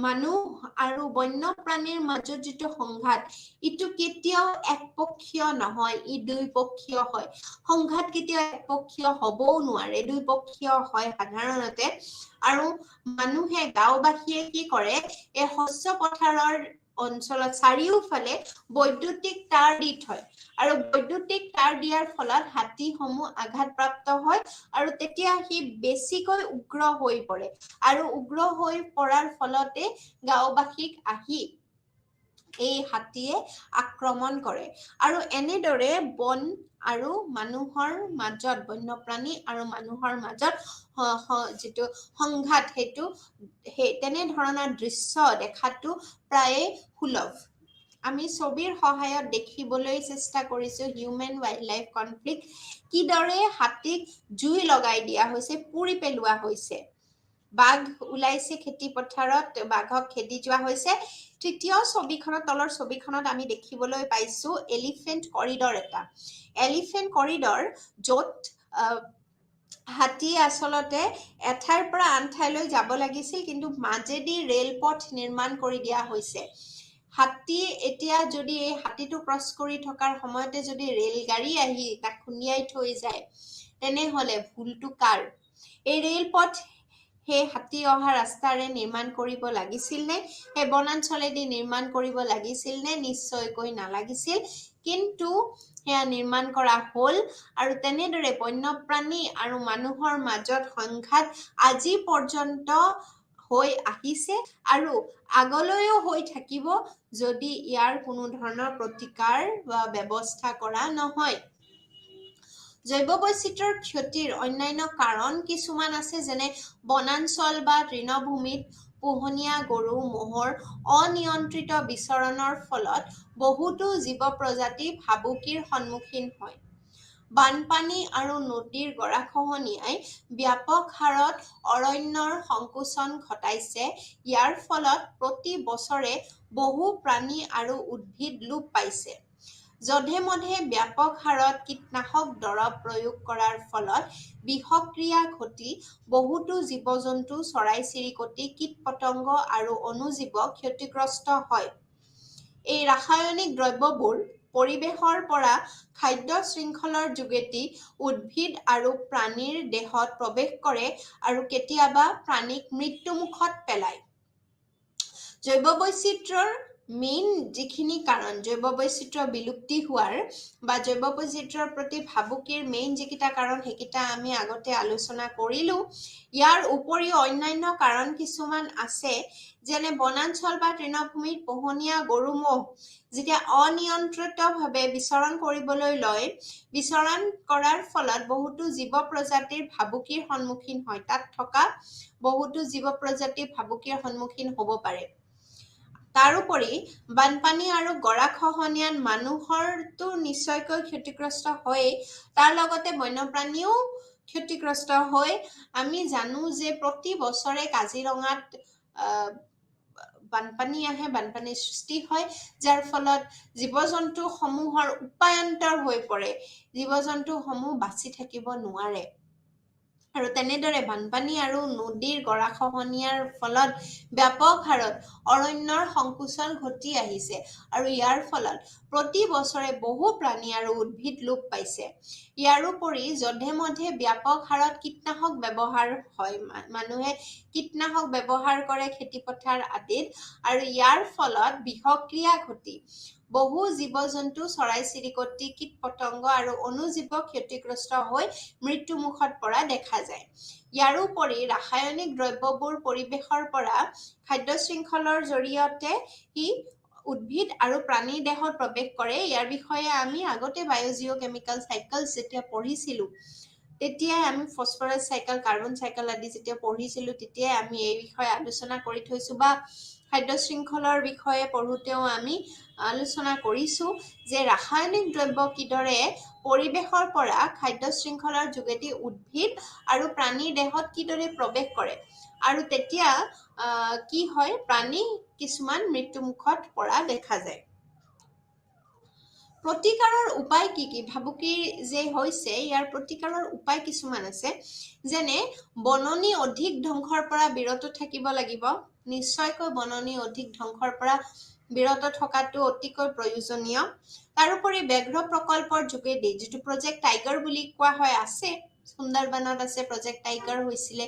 ঠিক তেনেদৰে ব্যাঘ্ৰ প্ৰকল্পৰ যোগেদি বাঘৰ বনত থকাৰ উপযুক্ত বাতাবৰণ ৰক্ষা কৰা আৰু হাতীৰ লগত যাতে খেতিয়কে সংঘৰ্ষত লিপ্ত নহয়, তাৰ বাবে খেতিয়কক উপযুক্ত ক্ষতিপূৰণ দিয়াৰ ব্যৱস্থা কৰা। এতিয়া চৰকাৰৰ ফালৰ পৰাও এয়া অতিকৈ গুৰুত্বপূৰ্ণ। হাতীৰ আৰু খেতিয়কৰ সংঘৰ্ষ নিশ্চয়কৈ হয়, যেতিয়া খেতি পথাৰ, শস্য পথাৰ আদি নষ্ট কৰে আহি হাতীয়ে। গতিকে হাতীৰ লগত খেতিয়কে যাতে সংঘৰ্ষত লিপ্ত নহয়, হাতীক যাতে কোনো ধৰণৰ আক্ৰমণ নকৰে, তাৰ বাবে হাতীয়ে যেতিয়া খেতি পথাৰ নষ্ট কৰি থৈ যায়হি, তাৰ উচিত মূল্য বা খেতিয়কক উপযুক্ত ক্ষতিপূৰণ দিয়াৰ ব্যৱস্থা কৰিব লাগে। এয়া কেইটামান হৈছে প্ৰতিকাৰৰ উপায়। এতিয়া আহক চাই লৈছো জৈৱ বৈচিত্ৰ্যৰ সংৰক্ষণ কিদৰে কৰিব পাৰি। জৈৱ বৈচিত্ৰ্যৰ সংৰক্ষণ কৰাৰ দুটা মূল কাৰণ হৈছে, বা দুটা মূল পদ্ধতি হৈছে, এটা হৈছে ইন সিটু কনজাৰভেশ্যন বুলি কয় বা আন্তঃ সংৰক্ষণ, আৰু এটা হৈছে এক্স সিটু কনজাৰভেশ্যন মানে বহি সংৰক্ষণ। এতিয়া আহক চাই লৈছো জৈৱ বৈচিত্ৰ্যৰ সংৰক্ষণনো কি। জৈৱ বৈচিত্ৰ্য সংৰক্ষণৰ বিষয়ে বেলেগকৈ প্ৰশ্ন আহে, জৈৱ বৈচিত্ৰ্য সংৰক্ষণ কি আৰু কেনেদৰে কৰিব পাৰি, তাৰ পদ্ধতিসমূহ কি, সেই বিষয়ে প্ৰশ্ন কৰা হয় গতিকে আমি কি লিখিব লাগিব সেইখিনি চাই লৈছো আহক বিশ্বত মানুহৰ অস্তিত্ব বজাই ৰাখিবলৈ জৈৱ বৈচিত্ৰ্যৰ সংৰক্ষণ অতিকে প্ৰয়োজনীয় সেই বিষয়ে আমি সকলোৱে জানো যে জৈৱ বৈচিত্ৰ্যৰ সংৰক্ষণ কিহৰ বাবে প্ৰয়োজনীয় কাৰণ জৈৱ বৈচিত্ৰ্যৰ পৰাই আমি উৎপাদনমূলক ব্যৱহাৰবোৰ কৰি আছো উপভোগীয় মূল্য ব্যৱহাৰবোৰ কৰি আছো আমি আৰু জৈৱ বৈচিত্ৰ্য নহলে আমি জীয়াই থাকিব নোৱাৰো মানৱ সভ্যতা পৃথিৱীত থকা জৈৱ বৈচিত্ৰ্য অবিহনে সম্ভৱপৰ নহয় গতিকে বিশ্বত মানুহৰ অস্তিত্ব বজাই ৰাখিবলৈ জৈৱ বৈচিত্ৰ্যৰ সংৰক্ষণ অতিকে প্ৰয়োজনীয় কাৰণ আমাৰ সকলো ধৰণৰ বিকাশৰ প্ৰচেষ্টাই প্ৰকৃতিৰ জীৱন প্ৰক্ৰিয়াৰ লগত জড়িত হৈ থাকে খাদ্য শৃংখলৰ যোগেদি প্ৰকৃতিয়ে উৎপাদক উপভোক্তা আৰু পচনকাৰীক একেডাল সূতাতে বান্ধি ৰাখিছে যাতে এটা কেৰি আনটো বৰ্তি থাকিব নোৱাৰে আমি জানো খাদ্য শৃংখলৰ কথা আৰু খাদ্য শৃংখলৰ যোগেদি কি হয় উৎপাদক মানে যিবোৰ উদ্ভিদ গ্ৰীণ প্লান্টস উদ্ভিদসমূহ উৎপাদক উপভোক্তা বাকি যিমান প্ৰাণী আছে যে উদ্ভিদসমূহ খাই জীয়াই থাকে আৰু উদ্ভিদসমূহ খাই জীয়াই থকা যিবোৰ প্ৰাণী আছে সেইবোৰক খাই জীয়াই থকা অন্য প্ৰাণীসমূহ তাৰোপৰি যিবোৰ ডিকম্পোজাৰ্ছ আছে বা পচনকাৰী আছে সেই একেডাল সূতাতে বান্ধি ৰখাৰ চেষ্টা কৰে প্ৰকৃতিয়ে খাদ্য শৃংখলৰ যোগেদি আৰু মানুহৰ জীৱন ধাৰণৰ বাবে বন্যপ্ৰাণীৰ প্ৰয়োজন অপৰিহাৰ্য বুলি আমি সকলোৱে কম বেছি পৰিমাণে জানো জীৱন ধাৰণৰ বাবে বন্যপ্ৰাণীসমূহ মানুহৰ ওপৰত নিৰ্ভৰশীল নহয় এতিয়া জীৱন ধাৰণ কৰিবৰ বাবে মানুহৰ জানো প্ৰয়োজন হয়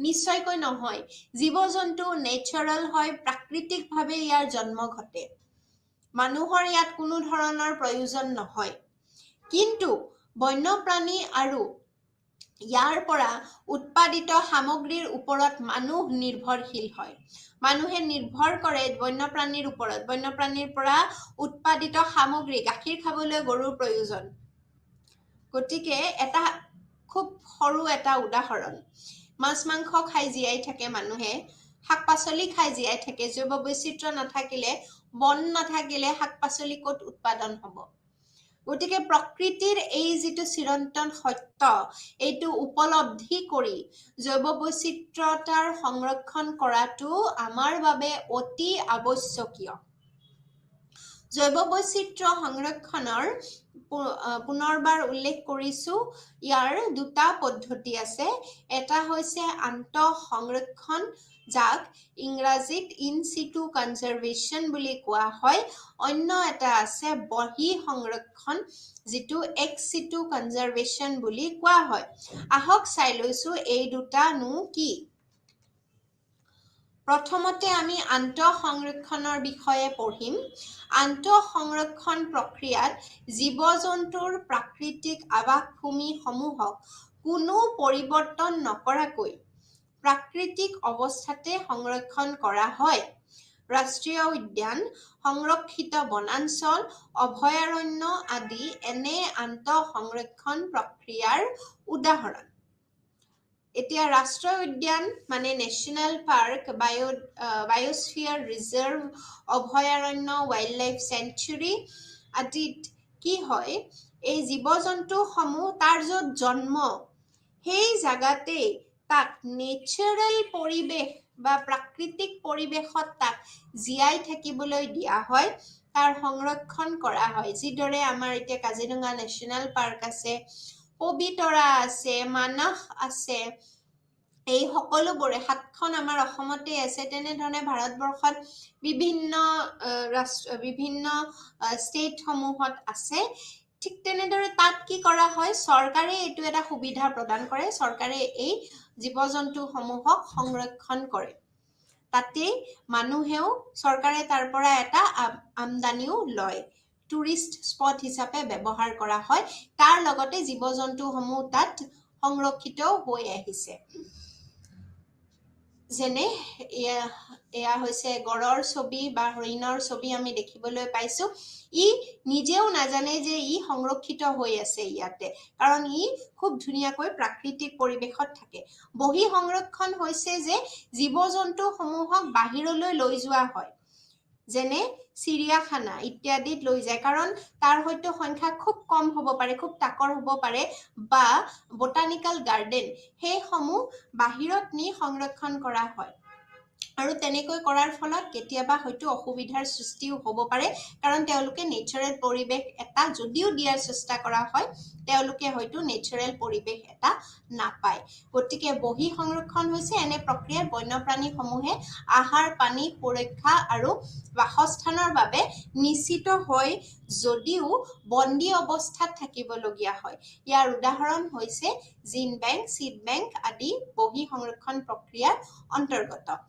এই প্ৰক্ৰিয়াৰ জৰিয়তে বিশেষকৈ কৃষি শস্য আৰু বন্য উদ্ভিদৰ বিভিন্ন কোষক সংৰক্ষণ কৰি ৰখা হয়। গতিকে এয়া আছিল আমাৰ জৈৱ বৈচিত্ৰ্য সংৰক্ষণৰ বিষয়ে। নমস্কাৰ।